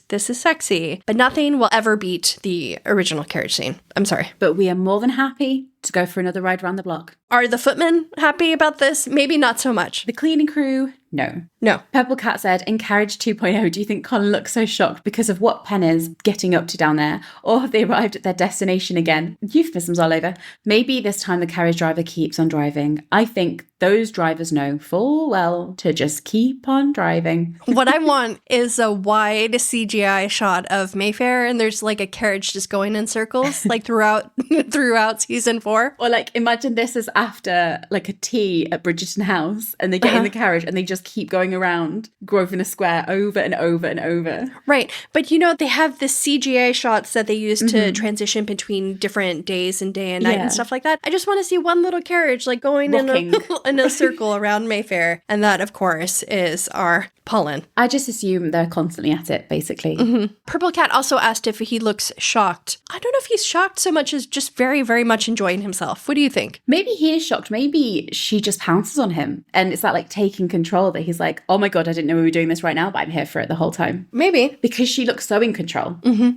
Katie said, I was super excited to see the tiny bit of Carriage 2.0. I certainly hope it is longer than the OG Bridgerton ride. Still a little salty about that. I loved every scrap of Polin we got yesterday, and I can't freaking wait so we can watch it for real. And then on more Polin in general, Nick said, the picture of Colin and Pen facing their mirror in her old bedroom and all the moments from the trailer, all the Polin moments from the trailer may have just healed the pain and angst from episode 7 and 8. As two people who are very thick in the editing of episode 8. Yeah, we're deep in it. We also cannot wait for this lightness. Yeah. I will say, because we didn't touch on it, that when I learned that there was going to be a Carriage 2.0, I didn't envision it happening like this either. I thought it was going to be more like alluding to them perhaps deciding to do something in a carriage as to an all-out actual intimate scene. Just going for it. But they went for it. But it will bring the levity, especially if we're in like a very dark part of the storyline or like a heavy moment.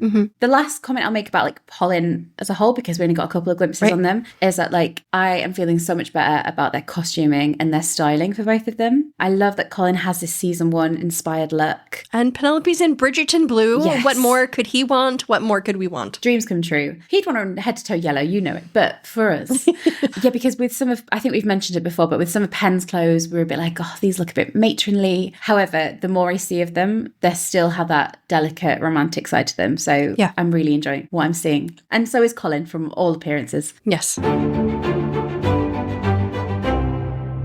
So to dip into Penelope maybe a little bit more, we of course have the showdown with the Queen, Lady Danbury and Penelope. Of course, we had the still the other day, but we actually got a bit more of the clip in the trailer. So Queen Charlotte says, we begin another season. I should like great gossip. Pen says the social season might look different. The Queen says, no, you must begin the proper way. And after a nod from Lady Danbury, Penelope, in her best Lady Whistledown voice, we should have Veg on the call, I can't do this, says, dearest gentle reader. And the Queen does what we were basically all doing for the past 48 hours, just claps and loses it. And she is having the time of her life, having Whistledown on hand. She is titillated. I love it. Yeah. Oh, and Zealous Girl, our listener, pointed out something about this scene. They loved every part of the trailer, but they really liked the way Pen started as Penelope when addressing the Queen, having that sort of timid voice, and then switches into her Lady Whistledown, that confident persona, when she says, dearest gentle readers. And she kind of smiles too. Yeah, she like steps back into the shoes. Yeah. Marissa, our listener, had a very interesting question actually about the direction of Whistledown. And not much was given away in the trailer, so there's only so much speculation we can really offer. But Marissa said, at the end of season 3, the last shot zooms in on the new Lady Whistledown logo, which featured Pen's silhouette.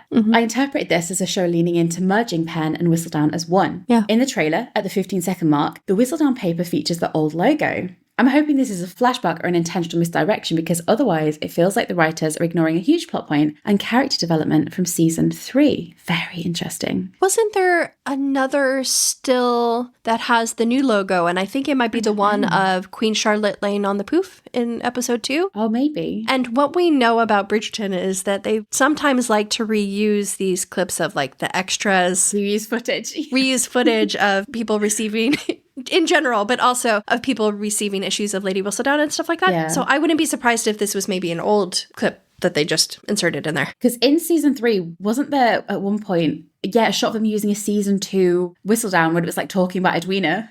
Yes, exactly. Yes. I Love Polin said, the Queen shrieking with delight upon hearing Whistledown's dearest gentle readers was interesting. The picture that was released made me think there would be a Queen and Lady Whistledown showdown, but the trailer shows this scene as more lighthearted. I think the showdown is to come. And Gabby said, do you think the opening scene with Pen and the Queen will open the season since it isn't a debut? I think this will be one of the first few things we see in the season. Yeah. But I think there's also a chance that we might see the Lee sisters debuting. Yeah, because there might be a little time jump happening. You know, sometimes like they'll show different characters in different places. So they'll show people debuting. And then in season 2, for example, Penelope is at home, like waiting for the first Lady Whistledown issue to come out. So I think maybe we'll see perhaps the Lee sisters debuting, introducing those new characters. And we'll also simultaneously be catching up with the Queen and Penelope. I did wonder with Gabby's comment about, will this open the season because there isn't a debut? I wondered if Penelope's words were like a bit of a joke, when she says it might look different, as in like the season is opening different because there isn't a debut. Do you know what I mean? Oh, that's clever. Darn it. That is very clever. It's not going to look the same as it normally does. Mm-hmm. And those comments from Alison are very interesting because it's making me think a lot about Penelope's persona and her merging with Whistledown and the approach she wants to take, because Penelope tries to be herself when she goes to the Queen, because that's kind of the resolution she'd reached at the end of last season, isn't it? It was like, goodbye from Lady Whistledown. I'm now stepping into being Penelope Bridgerton. That's how she signed off. More than that, she also said that Lady Whistledown was going to be different going forward. Yes. So I think this is what she's touching on. And I think that's going to be her conflict with the Queen this season. So she goes to the Queen and immediately tries to be this new merged version, or this Penelope Bridgerton version. Yep. And the Queen is like, no, don't want that. And like Penelope acquiesces here. She like indulges her and she goes, okay then, dearest gentle reader. But it's like, how long can she keep doing that? Okay, I don't know if you'll remember this still, but there's another still that we received months ago of Queen Charlotte and Brimsley. Queen Charlotte's wearing like a green dress, I think. Yes, I've got it. Episode 3. Yes, perfect. And that time, Lady Danbury isn't there. And I feel like that is going to be a time where Penelope is summoned before the Queen, and she's not happy with the way things are going with their new relationship. And if Lady Danbury isn't there, because in this moment here, Lady Danbury like nods at her and she's like, just do it. Exactly. And so Pen is like, okay. And it's what Zealous Girl was saying about the changing voice and everything like that. You're asking Penelope to change her persona for the Queen. And she can do that in this episode. But how long can she keep doing that? So I think that's a really interesting way. We don't know what the drama between them is going to look like, but I think there is going to be sort of a rough part after their honeymoon period. Yeah. Worrying Poet said, it's still too early to really judge, but what do you predict will happen with Whistledown after this season? Oh my gosh. Seems Pen is in favour with the Queen at the start, but we all know there's likely to be some bumps in the road. Do you think Pen will stay as Whistledown beyond season 4? Obviously in the book, she gives up at the end of book 4, but so much has changed and surely they'll want to keep Julie Andrews. But if Pen falls out of favour with the Queen, what then? I think if Penelope falls out of favor with the Queen around the midpoint of the season, that by the end of the season, they'll be more at peace. But at that same point in Penelope's story, she might decide that she wants something else also. Yeah. So I don't really know exactly how they're going to continue Lady Whistledown moving forward, or if Penelope will even want to. But like structurally for this season, I think that things will be great to start. They'll become rocky, and then at the end, they will kind of resolve themselves. Obviously, we still don't know if Fran or Elle will be the lead next season, but I don't know if you get this feeling, but it almost feels like the whole show could sort of take a different direction. They might not need Whistledown. This feels like a bridging season. Do you know what I mean? We'll be more firmly in the country and away from the ton. So maybe we don't need Lady Whistledown. Yeah. One of the reasons season 3 was brought forward in terms of Polin over Benophie was because Polin's story was so ton-based. Right. And like they didn't feel it would work to like have Benophie's story, which is like expanded and crosses these boundaries, and then lock back down into the ton after you've opened that world. It would have been really hard to like see the world of the servants and next season just lock it down. Right. And it feels like they're just going to keep expanding with the storylines. Yeah, it'll also be interesting, though, because I feel like for episode 3, which we know will take place largely at my cottage outside of the ton, I feel like they'll find ways to bring us back to the ton with perhaps the maid wars and stuff like that. We've touched on that before, so I'm not going to... I won't say more than that, but we've mentioned that before in the pod. For the other seasons, they'll still need to find ways to bring us back to the ton, I'm assuming, to catch up with at least like Violet and like Hyacinth and Gregory. I just don't know how much of Lady Whistledown we'll see. I don't know. Yeah, because, guys, I hate to break this to you, but with Eloise's season, whenever that'll be, a lot of people are like, oh, well, obviously, like, Pen and Colin are going to be in Eloise's season. Pen isn't present in Eloise's book. Spoilers, but... Colin is, but Pen isn't there. And like part of the reason it even happens is because Pen isn't there. Do you know what I mean? Like it's tied into that. Editor's note, I was thinking about this some more, and considering they may not be able to guarantee Nicola or really even Julie Andrews will be able to stick around in future seasons, I think that Pen might retire the persona and become a novelist, but I thought they might keep the narrative device by introducing a new gossip writer at the end of the season, but instead of it being someone we know, like Hyacinth, we'll just see a flicker of someone exiting or walking through a ballroom when they are introduced, so it's a mystery to us, the viewers, as well. I think reintroducing the mystery back from season 1 could be fun, but this time maybe it's a question that is never answered, or at least not until the final season, and maybe in the end it does turn out to be someone we know, but we're not told at the start. Plus, this way the gossip writer could also write about the Bridgertons, so that they're at risk of being written about as well, introducing some new tension into the story that way. So who knows? Who knows? But we have what we have for now, and there's still a lot to enjoy in the next season. So Whistledown is a big question mark, but I think it's going to be a source of a really interesting conflict. Mm-hmm. Another aspect of Pen's storyline is, as we've already touched on, the search for the Lady in Silver. Scribble Vinyl says, we know that Pen is still going to publish her Lady Whistledown column. Do you think Violet commissioned her to comment on Benedict, the one we heard in the trailer? I don't know. Violet's like, can you just call him a man whore for me, Pen? She's like, already did, darling. Already discounted off. Have 15% off your next Whistledown commission. I don't know if Violet would ask that. I feel like what I think is going to happen is that the first issue of Lady Whistledown will be touching on how Benedict is still one of the most sought-after eligible bachelors in the town, because that's actually something that happens in the book. It makes sense to see him being pursued by all these debutantes, just as Colin was when he returned last season. That is potentially something that Violet could nudge Penelope about, but like, hey, could you kind of want to marry off Benedict? Maybe just remind everybody how eligible he is. Yeah. I don't know if she'll want Lady Whistledown to write about his scandalous behavior. I don't think that Violet would ask Penelope to write about Ben's rakish ways. Mm-hmm. I think that Penelope will perhaps be forced into writing about his rakish ways, or Violet will learn about that through Lady Whistledown. Because she has to write what she sees, you know? And if she sees a rake, she's going to have to write about him. Yeah. But yeah, I don't know how far Pen is going to be roped into the search for the Lady in Silver. I think the actual physical search, it will be Eloise and Benedict, because Beloise, of course. Mm-hmm. I have no theories, to be honest, but I am interested. So in the book, without giving too much away, Penelope is very observant and she does notice the Lady in Silver. It's up in the air as to how much she can recognise the Lady in Silver when she's Sophie as a maid. Mm-hmm. I have some ideas about how Penelope, as Lady Whistledown, will factor into Benophie's love story in these first 4 episodes. We'll touch on that later. But I do think, for example, in the trailer when Benedict goes to see Eloise and she's at Penelope's and they're telling him that he's a rake, I think that is where she's tipped off about the Lady in Silver, and that is what inspires her to write about their moment at the ball. Yeah, she can be, you know, behind the scenes jotting down a line or two here and there, but Elle will be on the ground looking. Or specifically, that will inspire her to write about Benedict's search for the Lady in Silver. Yes. Victoria's here commented on, again, whether Pen will recognise the Lady in Silver or be frustrated with that. In the book, Sophie's past is a mystery even to Lady Whistledown, without too many spoilers. Victoria said, do you think they will keep a plot for Pen where she also has no clue and is frustrated by that? The trailer didn't even hint at a part of that plot. Sophie just seemed like a regular maid walking around. Will all that be safe for part 2? Perhaps. What will the dramatic part 2 twist even be? I couldn't even begin to imagine that, but I would think that that aspect will be more part 2 based, right? Those sort of like intricacies of who Sophie is. I think that will be delved into more in part 2. And I don't think that they'd want Penelope to uncover that. I don't know. I could see it going either way. She is so observant. Like maybe she was looking the other direction when the Lady in Silver was in the masquerade. I have some thoughts about that later. But also Bridgerton, they like to wave away problems. So it also could be something where Benedict needs to learn that information and they need a character to tell him in part 2. And they might use Penelope for that, but we'll see how it goes.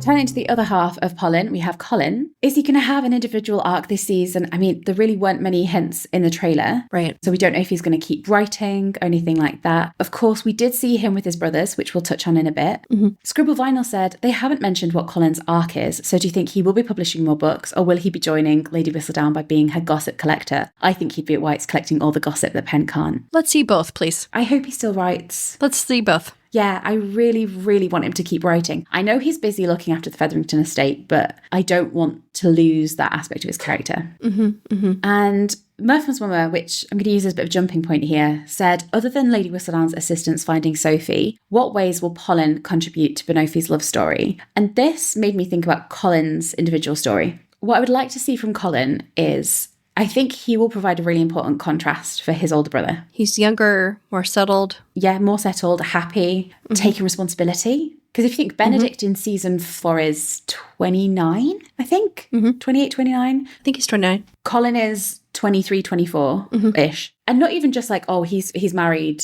The way that Colin is as a character, like his approach to life, I would really like that to like influence Benedict in some way and to guide him, because we always have those moments where the previous lead helps the next lead find their way, like the Cantony scene in 307. So I don't want to give too many spoilers, but I would like to see that aspect where Colin in particular has something to show his brother. Yeah, I would love that too. And it works because Colin's so sensitive and he loves being married and he loves love and he believes in it so much that I think he could really help Ben at crucial moments. Yeah, and champion love. Yeah. And then the last bit we'll touch on for Polin for now. Worrying Poet said, my main question is how much screen time do you reckon Polin will have? I was pleasantly surprised by how much they were in the trailer, but don't want to get my hopes too high as I know the trailer won't always reflect the show, especially since a lot of the Polin moments seem to come from 401. Lucky. My sensibility on this, I am very fixed on this, is I honestly don't care how much screen time they have because I trust the characters. Like, we fell in love with these characters in like 20 minutes of screen time over 2 seasons. Right. I have full faith in them to deliver compelling, funny, interesting moments. Exactly. Even if they're in small quantities. So I'm not worried about it in the slightest. That's my feeling as well. It's how they're used, not how much they're used. Yep, that's my feeling as well. I would be happy with, like 5 minutes total screen time in the entire season, as long as they did some fun stuff with their characters. Yeah. But I do think we will potentially be seeing more of them than we did perhaps with Cantony last season, just because we also have the drama between Penelope and the Queen. I think we'll be receiving more than 5 minutes. Maybe we'll receive 10 minutes, 9 minutes. I wouldn't panic. Guys, look at the Carriage 2.0. Right. If you've got nothing else, cling to that like a life raft. It delivers a lot. It's 1 second of footage. We move. You see, we munch on tiny, tiny moments. Yeah. The other member of the Featherington family, of course, Portia and Varley, we have very little to say about them, Lucky, because they weren't in the bloody trailer. They came, they saw, they conquered. Purple Cat said, we haven't seen Portia in masquerade costume. Do you think she isn't there, or are they gatekeeping her costume because it's simply too fabulous? Oh, I would love for her to have a fabulous costume, but I think she's babysitting. Why can't she go as Catherine the Great? It's written literally in the text, Lecky. In the sacred words of 201. Oh, God, I would have loved that. That would have been hilarious. I feel like she's not there, guys, because I think she would have been on that character poster. AO3, please. Which brings us to Eloise. Again, you know what? Not much in the trailer gave much away. Of course, we had Eloise back in full Penelope's cahoots. We love seeing this. We love seeing them on a sofa together. But we don't really know what Eloise is going to get up to. We know that Violet's trying to marry her off as well. We do, and yet we've not heard much more than that. And that she will be partnered with Hyacinth, even though we haven't seen any of that in the trailer. And that Hyacinth will be getting on her nerves because Hyacinth wants to attend society events and Eloise doesn't. So we'll be seeing all of that. We haven't seen it yet, but we will be seeing all of it. It's interesting that there's not much information. And I'm going to touch on this in a second when we get to Fran and John. But there's a lot of talk about what it all means for season 5. Right. It could go either way. I think it still could go either way. Lecky, if you remember back though, with Benedict and Luke Thompson during season 3 promo, he couldn't say anything. He was scared of saying anything. We found out next to nothing about Benedict's storyline. So I don't think the absence of information means that anyone is more or less likely to be the next lead. He also gave that one interview where he stumbled over his words and kind of indicated that Eloise might be the next season. However, if you'd like to take it that way, and I do, you know what? I would be happy with them going either way, but the way he stumbled over his words when he was talking about Claudia, remember he gave that interview. They were like, oh, what is it like, stepping into the roles of the leading man this season? And he was like, oh, well, I was talking with Claudia about this the other day. And then he has like a 30-second pause. And then he's like, Florence, who plays Hyacinth.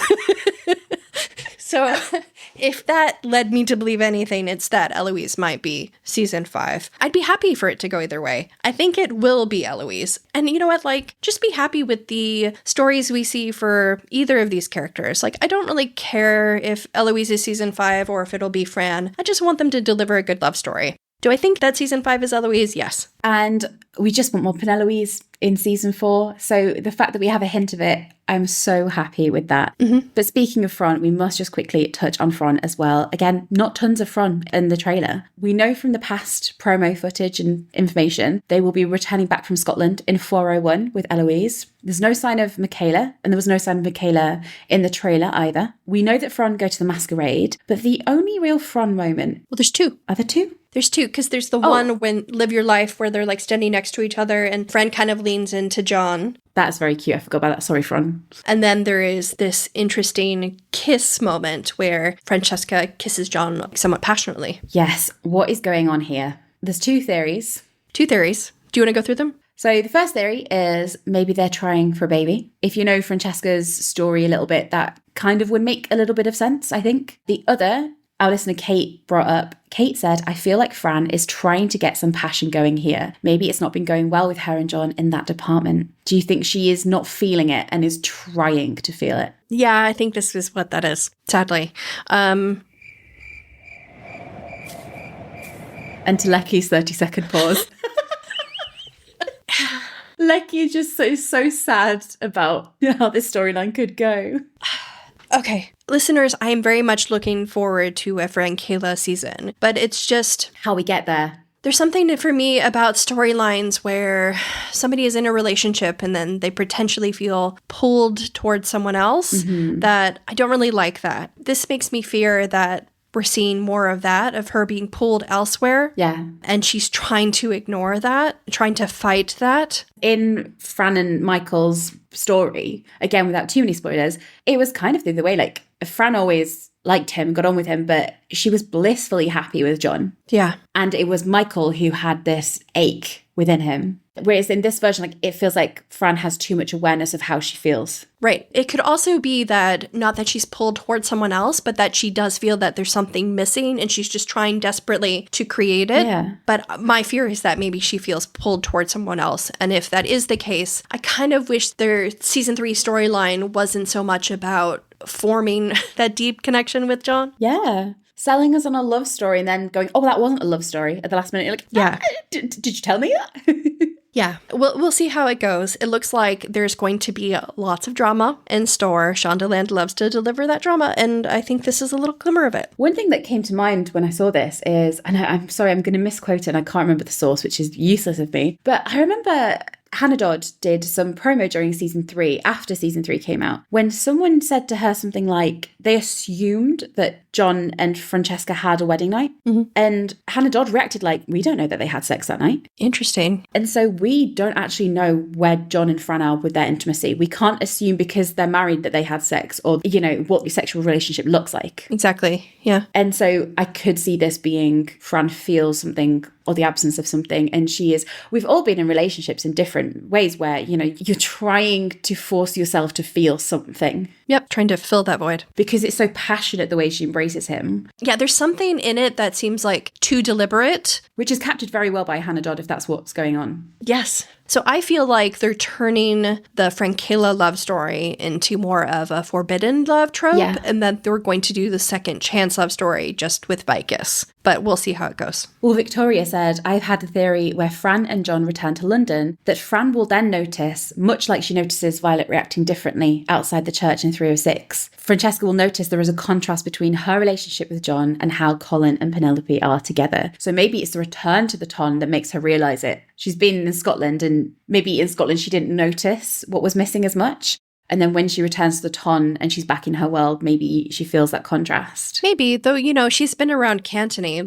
Has she? Has she been around Cantony? And she knows what it's like to be among these couples who have this really fiery passion for each other. But maybe it is, like you say, that returning to this environment because they've been outside of it for so long that she maybe forgot that a little bit. And then lastly, on Fran and Eloise, a listener, Aha, said, thoughts for season 5. It looks like Eloise and Fran will both have a bigger part. And this just ties into a point I really quickly want to make because I've seen a lot of discourse about it, that Hannah Dodd has been involved in a lot of season 4 promo, along with Yerin and Luke. She's kind of like been the next main person to do promo. I will say anything to do with season 4 promo is not tied into season 5. They're not setting up season 5 with their promo. If you remember Lecky back to season 3 promo, it was Claudia Jessie, ironically enough, who had this very prominent role within promo.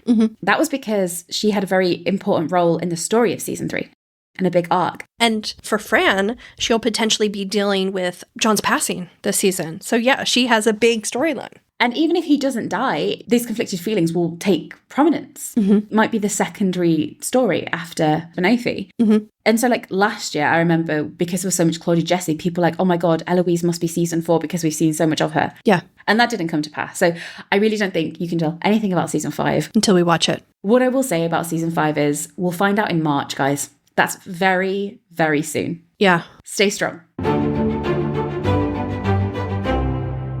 Quickly finishing up on our last few characters because there aren't too many more thoughts on this one. Obviously, Vicus. Lucky we had finger touching. We are thrilled. We love some Regency hand moments. She's not yet getting her garden watered, but a can is at the ready. Yeah, he's ready. Are you joking me? That promenade that they're going on. Yes. Mm-hmm. In fact, I was compiling all the stills earlier and they're like promenading in like every bloody episode.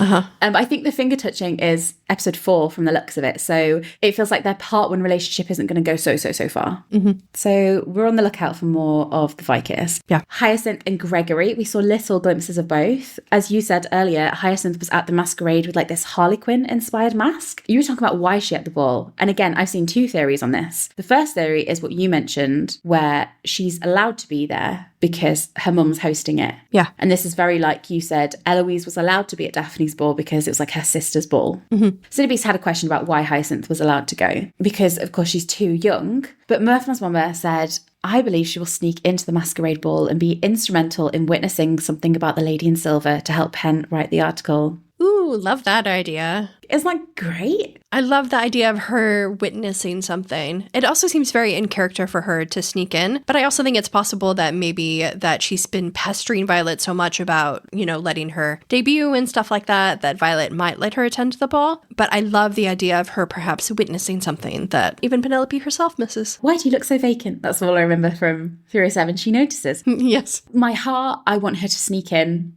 I think in reality, she's just been allowed to go. Yeah. And Gregory. Now, who knows how much Greg will see because he's probably going to be eaten. But we saw the shaving cream fight. Oh. I'm so glad we could talk about this because this was a spoiler that was released. This was a spoiler. And we couldn't talk about it. But now we can. Mm-hmm. This is the content I want from the show. These family moments. I know. We love the sibling moments. I love that Colin's there too. Mm-hmm. If only Anthony were there, is all I can say. I hope Anthony could join. Debbie, our listener, said, was Colin in the shaving cream fight? And it's like, it's a split second, but yeah, you can just see him if you pause. He 100% is. You can't quite trust us when it comes to blurs. How's that golden outfit looking, Colin? But there's like enough of his blur, his profile, and his sideburns that we're pretty sure. Kate said the shaving cream fight was amazing. I didn't spot Colin at first, but I'm so happy he's there for the brother shenanigans. Erin said, do you think we'll get all 4 brothers in a scene? Anthony, I don't think, is going to be in part 1. I don't think he's going to be there, but,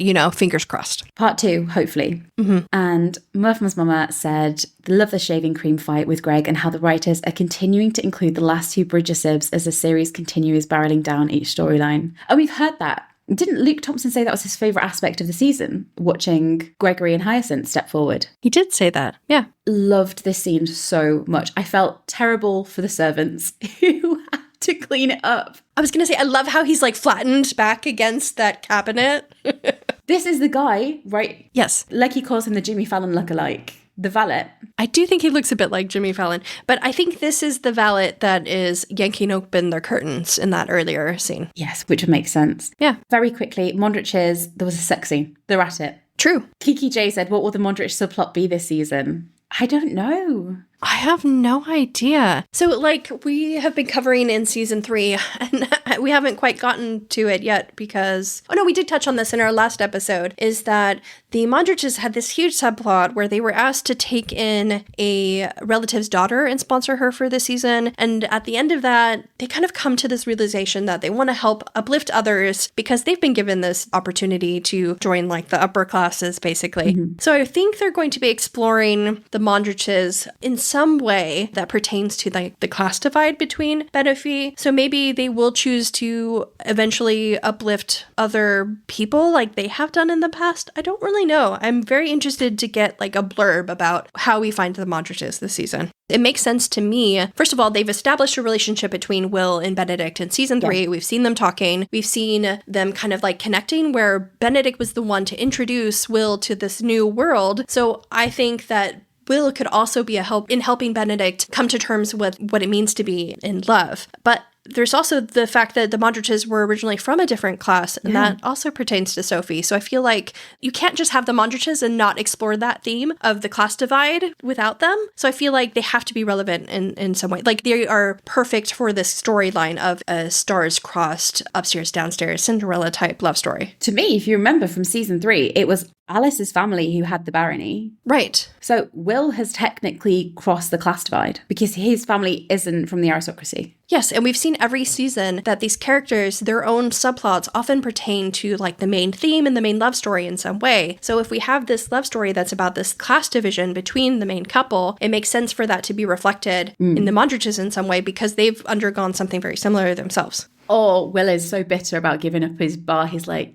give up on every dream you've ever had, Benedict. Let it go. Yes, that too. Well, there's nothing to mention, but I just would feel so remiss not to mention them. It's our lovely Cantony, and there isn't a single scrap of them to be found. Yeah. Well, we know a bearded Antony is on the way, so we are seated. We are ready. Yes, and you know what, guys? It's worth it. If we get a moment of a bearded, and just think about that, bearded Johnny Bailey. Finally, one bearded Bridgerton. We're ready. That's all we've wanted. So Libby said, does the absence of Kate and Anthony in the trailer mean they're not in part one? And I think yes, very likely, especially from what we know about filming. Don't give up, though. The boat from India will dock at some point. They'll be there. We know that.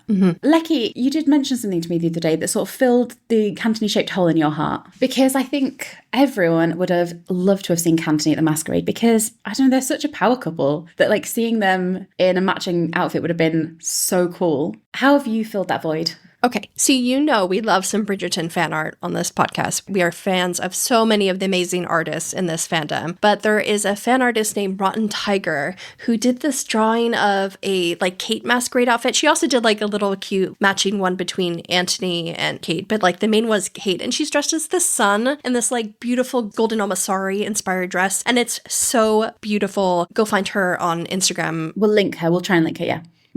So yeah, Cantony, you'll come for us, we hope. So some very last comments just before we then go into our little speculation episode thingamajiggy. Sorry, this is a long episode, guys. Yeah. Just some general thoughts on the whole shebang. Nick said, I love the colour palette for this season. It looks so bright and colourful in the trailer. Nick, I'm so glad you mentioned that. What a relief. That's one of my favorite things about season 2 is how bright and vivid it is. And to see that kind of like brightness injected back into Bridgerton, it has me thrilled. I'm so happy. And working on the podcast, Lecky spends a huge amount of time screenshotting season 3. Right. And the amount of time she has to then spend lightening the shots because it's so fucking dark. Yes, so dark. It's beautiful to watch. It's very hard to look at sometimes, though. I'm so ready for the bright colours to be back. Another of our listeners said, of course, Polin is the top moments from the trailer, but what moments from other characters stood out to you and have you most excited? Obviously, the family moment. We loved that, the shaving cream. That was a highlight. The Penelope's moment, of course. Oh, yes. Lecky, would you agree that it's Sophie's world that we're living in? But like in terms of like seeing Sophie's world, do you think that was a highlight? Yeah, I feel like that was one of the things I was most excited for is seeing Yaren's portrayal of Sophie. I'm just so sold on her character. I'm ready to see her bring Sophie to life. Aha said, after watching the trailer, do you think there will still be a time gap? I think there is. I think it's a few months. Right. We've seen from the filming that a lot of it takes place in autumn or the fall. I think they open the season at the normal time, which is April. We skip forward to the autumn. I'm still confused about the episode 2 time jump. Oh, God. Episode 2. Someone help. Lord. We'll get there. Benophies of the world, please help this pathetic little Polin duo get their tiny brains around what the hell is happening in episode 2. It's just that one shot of them on the carriage with the slate that says episode 402. I'm just like, this doesn't make sense in my timeline, but I'm going to include it because I know it's 402. It's a Bridgerton timeline, isn't it? So you're screwed. Oh, Lord. Kate said, do you think it's possible season 4 might be even better than season 3? Sacrilegious, I know. And to be honest, I don't even like to compare because I love all the seasons in their own ways. Oh. But the trailer is epic. The masquerade, the upstairs, downstairs, the Cinderella of it all. And also Polin will be happy together all season. Unprecedented. It's going to be so good just to feel relaxed and enjoy them the whole time. Do you agree? I have something controversial to say. Go for it. I think it's possible, and I'll tell you why.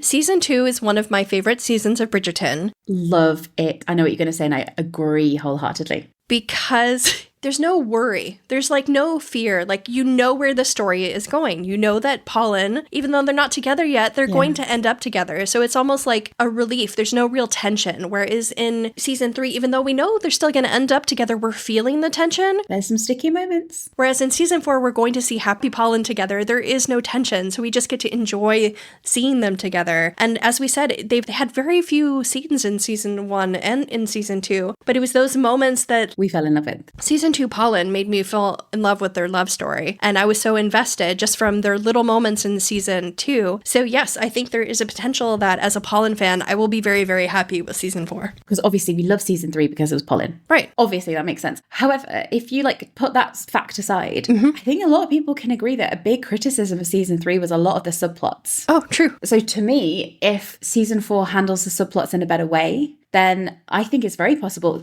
Another of our listeners said, very excited, as I hope they've learnt from the critiques of previous seasons, and this will get the balance right, as in the balance between book plot, drama, side plot relevance. So if this could be a season where you feel that balance and like everyone gets a chance to shine, I think having done our rewatch in such a deep way, like it took us a long time to be able to disentangle some of the scenes and like tell it to you in a coherent way. Because there's some episodes where like the subplot's like a bit tangled and confused and it's kind of hard to understand where you are. And so if they get that balance better, then I think obviously I'll always love season 3 because it was our season. But in terms of like an overall enjoyment of storytelling and the wider picture, then yeah, I hope the show keeps getting better every single year. That's all I want for the show. And for me personally, like I enjoy watching people fall in love more than I enjoy like seeing their happy ever afters. But I feel like there is going to be something very, what's the word I'm looking for? Like rewarding and earn in seeing Polin happiness. Yeah, like rewarding about just seeing the happy Polin moments. Even like outside of Polin, like Penelope being full Penelope again without something horrible hanging over them every single season. Yeah. So I think there's so much potential for this to be a really great season. And the last question, which we're not going to answer because we're about to do a bigger deep dive. Murphy's mama said, what do you think part 1's cliffhanger will be for our beloved characters? To which I would say, Murphy's mama, my Lecky has been slaving away for hours. And I slept blissfully, but Lecky did not. She has put together, by hook or by crook, a beautiful breakdown. This is pure speculation. I cannot express this to you enough. If you listen to our season 3 speculation, you'll know how off the mark we can be, but we're just here for the ride, much like Pen is. Oh, jeez.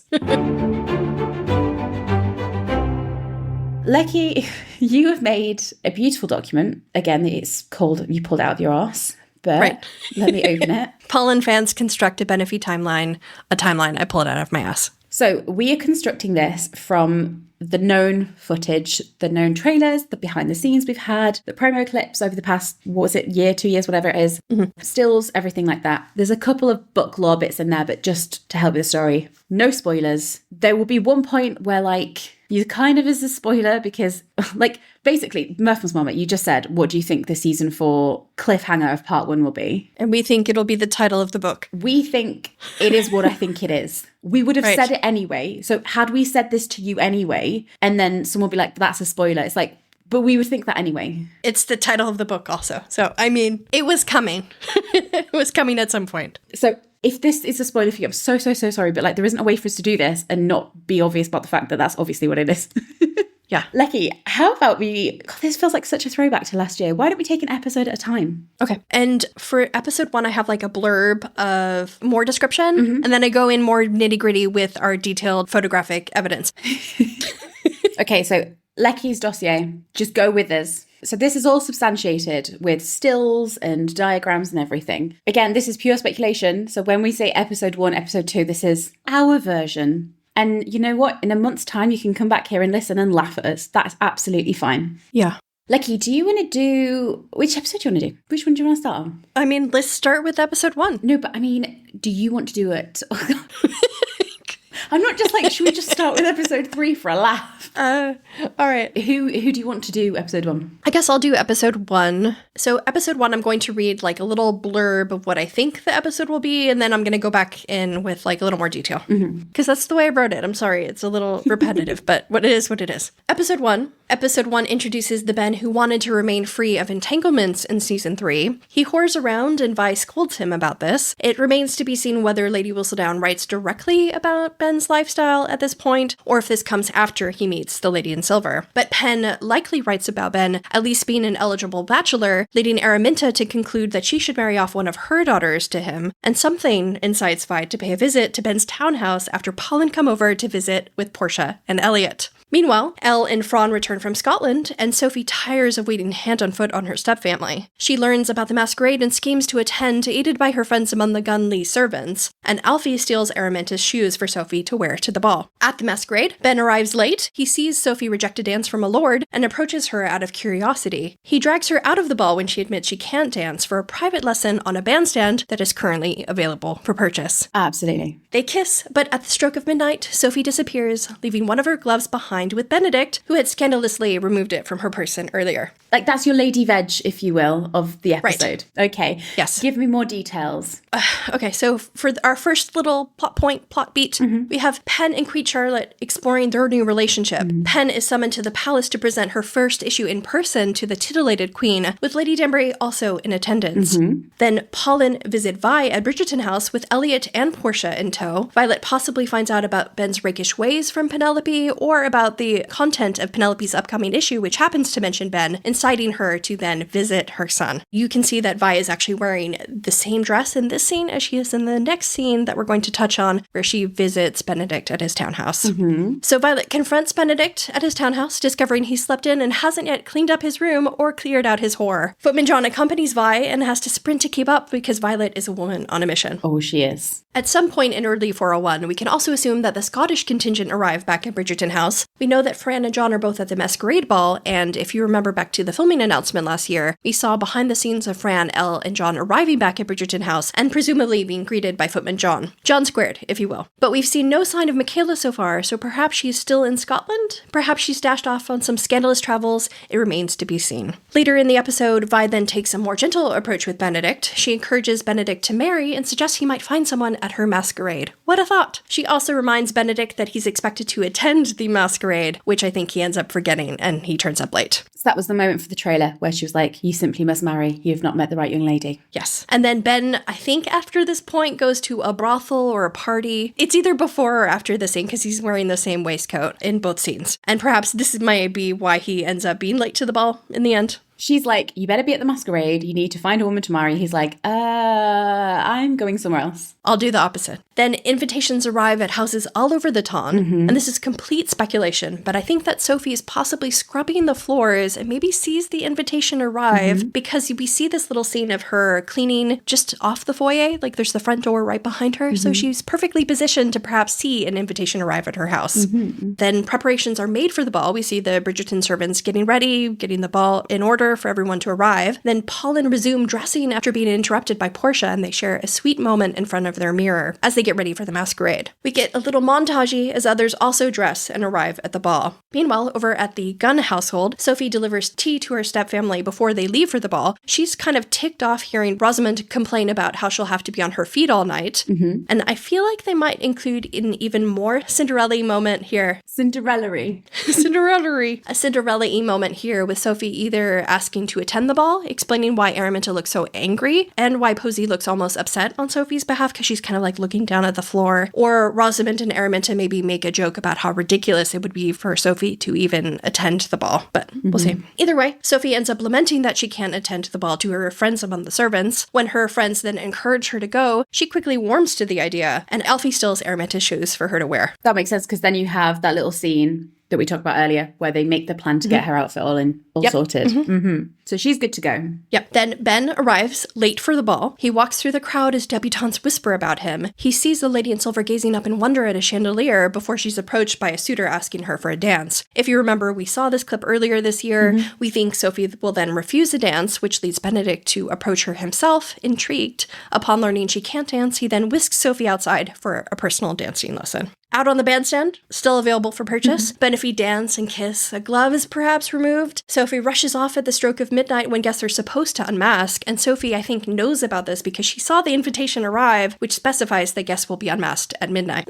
And again, this is absolute speculation, but I think that Pen may be chatting inside with Queen Charlotte inside the ball, and she will clock Sophie's hurried exit, leading Pen to write about the lady in silver, like the mysterious woman who fled from the ball. Because earlier, as Benedict is actually leading Sophie outside of the ball, you can't see Penelope next to the queen in the background. Oh, that's a good point. There's like a shot of her. So I think that she might not witness them leaving the ball together, but rather Sophie leaving the ball herself. And also that would just be more notable than Pen also like clocking Sophie by herself earlier in the ball. Like there's nothing really, I mean this with the most respect possible, there's nothing really special about Sophie herself, just like standing there. She's not trying to draw attention to herself, is she? Right. And if Penelope's not there watching Benedict pull Sophie outside of the ballroom, then I'm thinking that Penelope probably sees Sophie run away. And I also was trying to track her eye line. And I think she's looking towards that corner of the ball. So I think she sees Sophie come in through the door she originally exited out of and like escape from the ball that way. Moving on, Sophie arrives home and sheds her costume, leaving her with only one glove.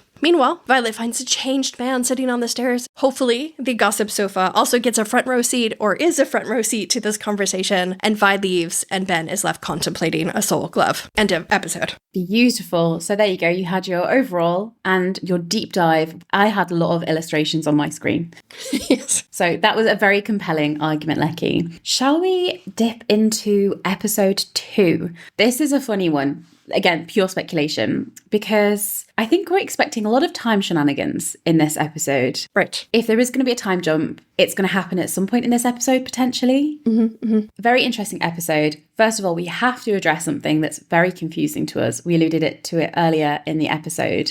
I'm glad I left you to explain my long rambling paragraph about how I don't understand this. I'll give it a go. Because we know that My Cottage is going to appear in episodes 2 and 3 somehow. Right. And Benophie are going to return to the Ton in episode 2 because there was the behind the scenes footage. Geraint and Luke Thompson are in a carriage arriving back at Bridgerton House and they have a clapperboard which says 402. You can understand why this is compelling evidence. That it's episode 402. Yeah. But we have no idea why they would be arriving at Bridgerton House in episode 2. Yeah. So we don't know. The only thing that we've been able to think of is Lecky's idea that the episode might be bookended by scenes of them arriving and departing in carriages. Then we maybe flash back to explain how Benophie were reunited. We don't know, but maybe something like they arrive back at Bridgerton House as like the opening sequence, and we then flash back to how they got there. So they arrive, we flash back to the events following the ball, their reunion in the country, and then the arrival back at My Cottage. So them like departing in another carriage. Maybe it'll even be a surprise for audiences where in that last scene we think they're going back to the Bridgerton house, but they end up going somewhere else instead. Yeah. Anyway, that whole timey-wimey thing aside, who knows? This is maybe more straightforward idea of how we think episode 2 might go down. So we open with Sophie studying the gloves she wore before getting up to tend to her chores for the day. So she's remembering the masquerade from within her room at the gun house. This is from that still that we had around Christmas, where she's laid out staring longingly at the glove. Sophie is then flustered when she becomes cornered by Posey in Araminta's room, fearing the worst when her stepsister says she needs to speak with Sophie. Maybe Sophie is just in the middle of returning the borrowed shoes. Or has just finished. Or has just finished it, she's just got away with it. And Posey speaks of the ball, which makes Sophie even more flustered. Benedict, meanwhile, is looking for Eloise and Penelope, one and the same,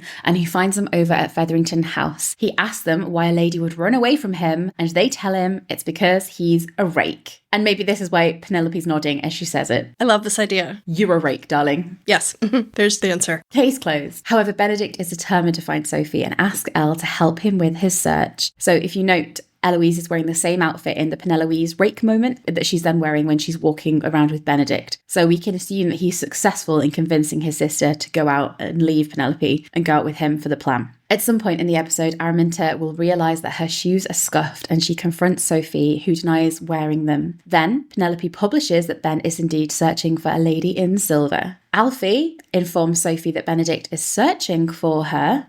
And this is a bit of a guess, but in the behind the scenes footage, we've seen a promenade that will have Eloise, Violet, Lady Danbury and Benedict on this promenade. And we think this could happen in episode 2. So if we imagine that Violet is possibly forcing Eloise to promenade because she wants her to think about marriage too. And maybe as they're walking, Eloise informs Benedict that Vi is trying to marry her off this season. So sort of buddying up and being like, you're not alone in this. Benedict is surrounded by debutantes at one point, but he is still searching for Sophie. There could even be like a fake out moment during this promenade where we think that he's seen Sophie, but it turns out to be Araminta's daughters. because in the trailer, there's a moment where you see him surrounded by women, and he kind of gets this like stunned look on his face, and you see a woman with black hair approach him. And I looked at some behind the scenes footage of both of Sophie's stepsisters, and Rosamund's hairstyle is too high, so it's not her. So I'm thinking it might be either Posey or Araminta herself approaching him. He sees a flash and he's like, oh my God, is it going to be Sophie? And then it isn't. Yeah, it's a woman with black hair and like little flower hairpins. So he's on a little promenade.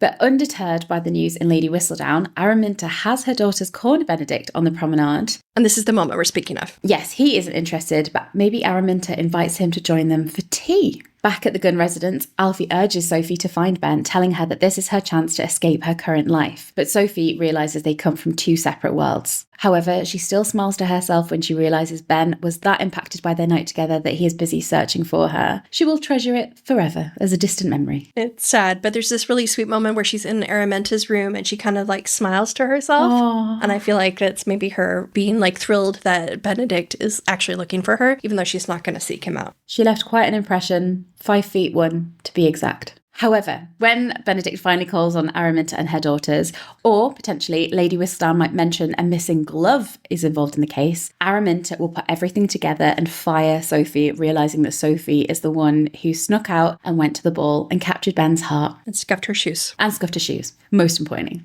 This forces Sophie to flee the ton, and she leaves behind her other glove in her haste. So there's the still of Araminta and her daughters staring out of the window, and I feel like that might be either Benedict arriving to see them with the glove, like which is what happens in the book, or perhaps they might be watching Sophie depart after she's fired. Oh, yes, I see what you mean. Time passes, an indeterminate amount, who knows how and when, we fall down yet another Bridgerton time hole. Ben has yet to find Sophie and the season is coming to an end. Queen Charlotte isn't thrilled because she hasn't had her love story of the season. And that kind of ties into that depressed, upside down queen picture that we had from earlier this week.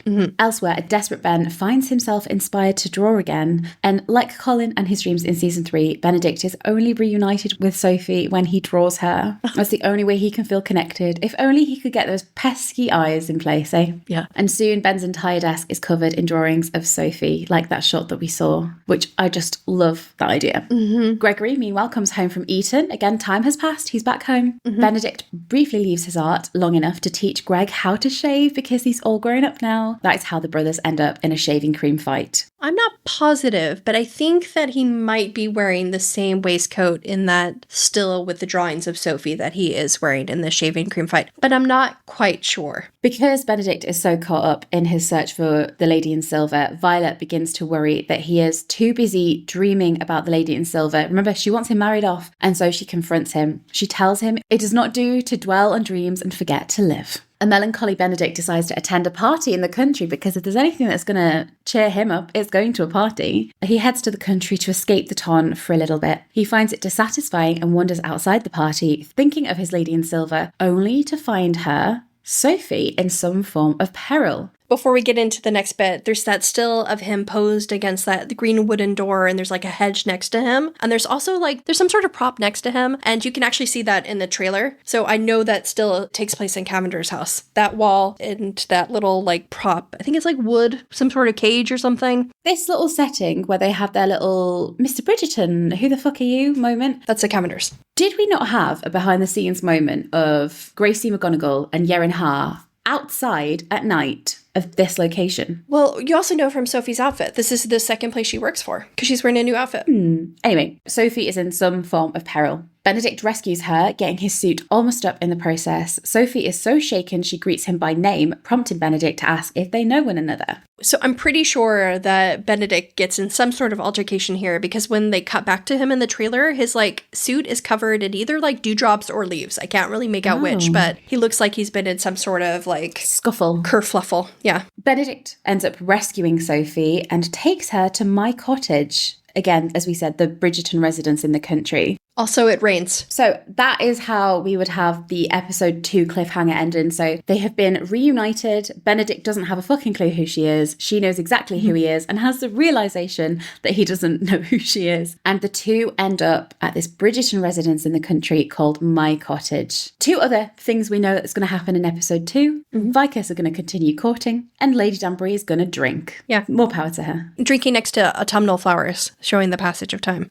She's drinking next to autumn flowers. Time has passed. And like I said, it makes sense to me that if they're going to open with them potentially arriving back at Bridgerton House, then we might actually see them and arriving at My Cottage, so that those clips we saw months ago of them lighting the candle and being in front of the fire, that could potentially be at the beginning of episode 3, but this is where I place them. It's the same kind of vibe. The back at My Cottage, that's the most important thing. Yeah. So, Lecky, why don't you give me your version of what episode 3 could be? Okay. So I believe that episode 3 will begin with Benophie at My Cottage. Surprise! But I think it'll be daytime. So I feel like Sophie will meet the Crabtrees, and I believe that she'll be given Ben's sister's dresses to wear. Oh, could you just tell people who the Crabtrees are, if they don't know? The Crabtrees are the married couple who are caretakers, basically, for the home. So she will be given Ben's sister's dresses to wear. And if you remember, there were some stills of Sophie staring into a mirror. One, she's in a maid's uniform, which is the uniform she wears when she's working for the Cavender family. And in the second one, she's wearing like a Bridgerton blue dress. In both, she is also holding a necklace, which seems kind of significant. But I think the curtains in the background of both of those stills, even though she's wearing different uniforms, are the same. So I think this is all at the same place. I think this is at My Cottage. But notably, in later scenes with Benedict in episode 3, Sophie is not wearing that necklace. So maybe she removes it out of fear that he may recognize it from the ball. Yes, because she wore it as part of her costume. Yes. I mean, Sophie, I love you, girl. I think you may be giving him a little bit too much credit there. Yeah. If he doesn't recognise your eyes, I don't know that he's going to recognise your necklace. Although, actually, Polin and the exquisite rubies, maybe Benedict did pay more attention to her exquisite amethyst than he paid to her eyes. Again, a family trait. And then Ben realizes that Sophie is incapable of having fun.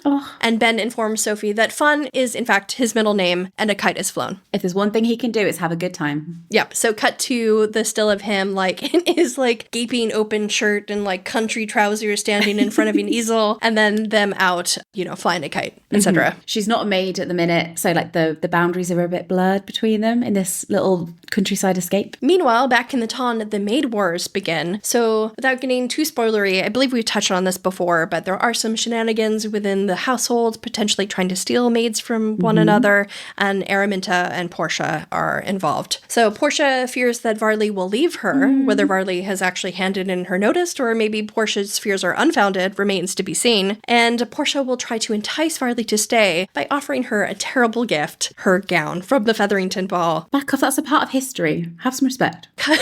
Cut to the still of an astonished Varley holding up the dress from the Featherington ball, which looks like it's been wrapped up like a gift. And Portia looks very pleased to be presenting Varley with this gift. Varley is not feeling so thrilled. Back in the countryside, Sophie goes for a stroll and finds Ben swimming nude in a lake. As you do. He catches her, and they have a passionate moment together, but Sophie catches herself and returns to the house, where she panics. So we see the scene of her walking out towards the lake, hiding behind the tree as Benedict emerges from the lake undressed. They'll have a moment together. Cut to that moment in the trailer where she runs into the room and she, like, presses herself against the door and tries to catch her breath while she's wearing what looks like Friend's dress from 304 when John goes to call on her. Lecky, very unhelpfully, we had a conversation off camera and we were talking about My Cottage. It becomes like this little oasis, this like step away from reality. And they have those moments like painting and with the kite where like Sophie forgets herself almost, like she forgets the reality of their worlds. Do you think that this lake scene, when she catches him, it like shocks her out of this playtime they've been living through, like this fantasy, and this is what snaps her back into like, oh my god, this is real, you can't have it? For both of them, maybe. I don't know that Benedict fully snaps out. More on Sophie's side. I think he just gets more creative with solutions, you know? Right. At any rate, it's decided that it's time for Benophie to leave My Cottage and this world behind. Sad times. This is complete speculation, but I believe that Sophie may be forced to take off her fine, borrowed Bridgerton blue dress and put her maid uniform back on at this point, because there's a clip in the trailer of a dress hitting the floor, and it makes sense to me that it might be one of these ones. Benedict brings Sophie back to the Ton, offering her a job at his mother's house. Sophie doesn't want to go and takes one heartbreaking look back at My Cottage as they leave, realizing this was as close to Benedict and a life with him that she'd likely get. Cut to that moment from the trailer where you can see like a little sliver of Benedict sitting by her side. They're in the carriage. A little shoulder. And she's looking backward. And I was thinking, what would she be looking backward at? And I'm thinking, it's got to be my cottage. It's like the dream that they had, saying goodbye to it. Mm-hmm. Then cut to Benophie arriving back in the ton. We see their carriage pulling up as we did in that one of the behind the scenes shots they gave us months and months ago. Maybe that clapperboard was just a prop. Maybe. Because there's no way, and I feel sorry for our listeners having to listen to us have a breakdown over a clapperboard. There's no way that it makes sense that this scene would be at the beginning of 402. If this scene was at the beginning of 403, I'd be like, okay, it's a flash. I just don't understand. Do you know what we need to do? We need to compare the details on the clapperboard, because in that promo, Adjua, Claudia and Luke all snap it. Is it literally just the same clapperboard with the same details on it? Ooh, hold on. Because at this point, it's just like, it just doesn't make sense at all. Do you know what I'm saying? In fact, I've got the clapperboard right here, babe. You got it up? Is it the same one? Does it have like the same numbers on it? Babe, I think it's just the same clapperboard. Oh my God, it's the same clapperboard. I think it's just the same clapperboard. I think it's just a prop they were using in the promo. It's got the same... Oh, just, you know what? We're going to keep it in. Listeners, for the past, how long, year, we have freaked out about this timeline because of a clapperboard. Oh, man. And we have just realised now... Just use the same one for all those scenes. It's the same clapperboard and they were just using it as a prop to film promo. Hey, I do think that Promenade is in 402 then, perhaps. Maybe for one of them it was actually accurate. Yeah, why not? Right? I give up. Whatever now.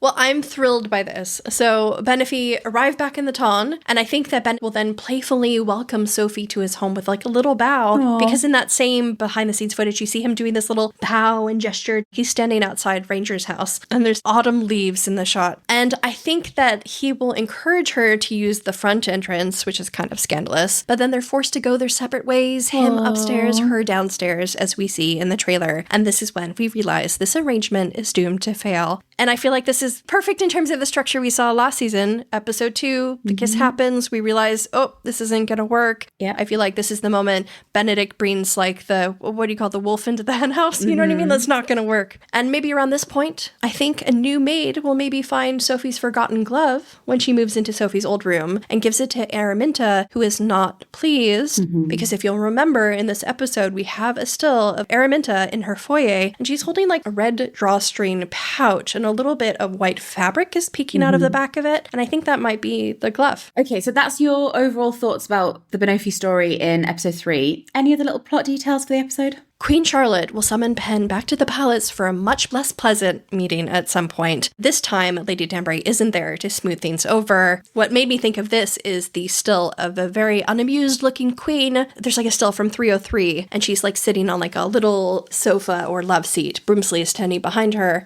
Lady Danbury is nowhere in sight. And the queen does not look best pleased. No. No clapping or cheering. No. In more happy news, we have then Violet and Marcus on a promenade together at some point in this episode. They're out and about. Yeah. Okay, that's your episode 3. I love it. I'm glad that we got to the bottom of the clapperboard. Good Lord. The issue that we could have solved a year ago had we just used our eyes. But, you know, Benedict, it rubs off on us all, doesn't it? Yeah. We're here criticising this man for not seeing what's right in front of him, and here we are. The amount of stress I've had over that stupid slate, that clapperboard. Oh, Lord. Be like, it just doesn't make sense. Now, this is our version of episode 4. Episode 4, the part 1 cliffhanger episode. Sophie has tried to settle into her new life at Bridgerton House. Benedict won't leave her alone, and it's difficult to ignore her feelings for him, but it becomes increasingly obvious to them that they are from 2 separate worlds. If you think there's that clip that we were talking about earlier that reminds us of, unfortunately, Newton and Anthony, where they're both peeking at each other through the doors. And it's interesting because they're so constrained in the frame. They're like boxed into their worlds. And just to touch on what you were saying earlier, where Sophie's expression is completely heartbroken, basically thinking that they could never possibly be together. But in the clip in the trailer, he kind of smiles at her. He's like, I might find a workaround, you know? A plan is forming. Yes. We'll see how that one's going to go. And this is complete speculation, as is the whole fucking thing, but we move. Benedict continues to paint the lady in silver. Maybe Sophie sees this, and this reinforces her belief that Ben doesn't really want her, but wants a woman who doesn't exist. So earlier we see him sketching her. Now we see in the trailer, there's like a shot of him doing an oil painting of the lady in silver. Not only does this remind us that he's an artist and that the lady in silver is on his mind, but paintings take a lot longer than sketches. So this would show us how dedicated he is to this point to continue finding her. And to Sophie, it would reinforce how very caught up in his dream fantasy of her he still is. Yeah. So we don't think that a lot from the trailer was from episode 4, and there aren't too many stills from episode 4. So we don't know what else is going to go on in this episode, but we do think that as the cliffhanger, an offer from a gentleman is going to be made and hopefully very firmly rejected. Who knows how this might go down? Maybe we'll have a little intimate moment. There's some very close-up shots of them together, and I think that would make as good a cliffhanger as any. If you're not familiar with the books, Lecky, what is the offer from a gentleman? You said to me that Benedict has been trying to think of a way around his situation. Right. He knows that they're from different worlds. Sophie knows they're from different worlds. To Sophie, that's like, it's never going to work. But Benedict has been doing some thinking. What's his grand plan? He is going to ask Sophie to be his mistress. Let's see how that works out for him. So season 3, Polin asks Penelope to be his wife. Season 4, we might have Benedict asking Sophie to be his mistress. Now, from what we've seen of Sophie so far in this trailer, I think he's going to get a shock to his system. Yes. Yeah. I think this girl has a lot of dignity. I think she has a lot of realism. And I think it's an interesting proposition that might get an interesting response. Looking forward to it. And to me, knowing Benedict's story, I think this is most likely place for a cliffhanger. This time they created the season knowing there was going to be a cliffhanger. In season 3, they didn't. It just kind of naturally worked out that way. But because of Netflix wanting to split into 2 parts, they have created a cliffhanger. And within the story, having it on this is like the best sort of turning point that they need for the season to go into part 2 so we can have that big tonal story shift. And I think that might be the little cliffhanger. Could be totally wrong. But this is somewhat of an aside, but earlier we were talking about how the other supporting characters and their subplots also tie into the main storyline. So at this point, it almost turns into like a forbidden love story, which we could see reflected in Francesca's arc this season, perhaps. Maybe Michaela comes back in episode 4. Maybe. Interesting. A couple of other little plot points that we know come from episode 4, but we haven't geolocated them or carbon dated them. Vicus, this is the moment they'll get handsy in the episode, the little finger touches. And with an issue of Lady Whistledown. Yeah, she's got an issue of Lady Whistledown. And you know what? She doesn't look mad about it. So who knows what's been written? Maybe Pen's written about them, because they've been promenading a lot. Oh, that would be sweet. That would be sweet. Pen, don't you dare write anything mean about my Vicus. Speaking of Pen. Pen's got some good news to share with Elle, because the Penelope still from a very long time ago, you'll know it as the barky still with Eloise looking like the most beautiful tree Sir Philip ever did see, is from this episode. Right. Eloise looks shocked. Penelope looks happy, like she's just delivered some kind of news. What that news is, we'll find out. Your guess is as good as mine. Lecky, that's not a bad go. Now, listeners, you'll have heard that. In a month's time, you'll watch the show and you'll go, those 2 idiots, those 2 clowns, what an embarrassment, stick to your lane, stick to Polin. Yeah. We gave it a go. And by we, I mean Lecky stayed up all night and I took credit for it. Doing a 22-page Word document. Yes, if it's all wrong, it was Lecky's idea. And if it was all right, it was what a Barb pod. Lecky, what a beautiful, deep dive into the lake that was the season 4 trailer. Yeah. And all the other crumbs that came out, because we've had a lot of crumbs. Yeah. Overall, how fun to see the trailer, how exciting. We've got like a month to go, which is crazy. It's 2 weeks if you think about the part 1 premiere with the episode 1 showing. Time is moving. Dear Lord. Well, listeners, with all of that said, there is so much to look forward to. A lot is going to go on and we're very excited for all of it. So let us know your thoughts on the season 4 trailer. Season 4 part 1 trailer. I keep needing to remind myself. Part 1. Part 1. The only thing to say is we hope you have a very happy new year. 2025. One for the bin, I would say. Lecky. Yeah, agreed. Off she goes. Burns. Done. Forget. 2026. The year of Benophie. Let's go. Be gentle to us, 2026. I really can't take much more. Yes, yes. In conclusion, good vibes encouraged, yes. Please. And a new love story, how can it be anything? Actually, I'm not going to say that. I'm not going to tempt the fucking world to have a go at me again. No, thank you. Lecky, thank you for joining me on this massive expedition. What an honour it is to stand by your side yet again for another trailer. In fact, I have the light in my eyes right here. Well, you can soak in my light. See, look, right there. What is it that Colin said? If the only thing I do in my life is to love a woman like you, stand by your side and soak up a little bit of your light. Oh, look, it's almost like a mask. You're ready for the masquerade. I don't have anything for the masquerade in here. I have a dying pumpkin, very Cinderella. You've not still got that pumpkin. I do. I have to throw it away. It's rotting, so it's not like mushy or anything, but I'm sure it's on its way, like Bridgerton season 4. If you're a Patreon listener, you'll remember Lecky's pumpkin from many months ago. Right. Oh, lovely. Well, thank you very much, Lecky. I'm going to go because I had to book a hotel to record this because I couldn't record where I was because it's chaos. So, yes, I have to go home now. Lecky, thank you so much. Happy New Year, my darling. Happy New Year. Well, in the meantime, where can everyone find us? You can find us on Instagram and TikTok at What a Barb Pod. And you're maybe listening to us on YouTube. You may be listening to us on Spotify, Apple. There's other ones as well. I don't do this bit normally. Wherever you are, thank you. You can find us elsewhere. Welcome. Enjoy. You can also find us on patreon.com/whataboutpod. And thank you to all our beautiful, beautiful Patreon supporters who submitted questions for today. We don't have Beans on hand to sing us out, so we're just going to have our normal outro. But if Beans was here, she would sing you a beautiful song. I don't know what she'd sing. About pumpkins. I don't know. Maybe a song from Cinderella. Yes, she'd do the little mice song. Cinderella, Cinderella. Yeah. There you go. Thanks, Beans. Love you. Bye. Bye.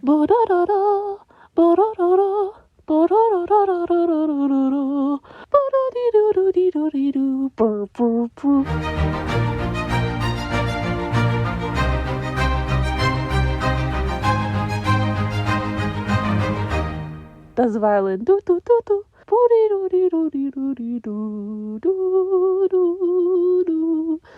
Do. A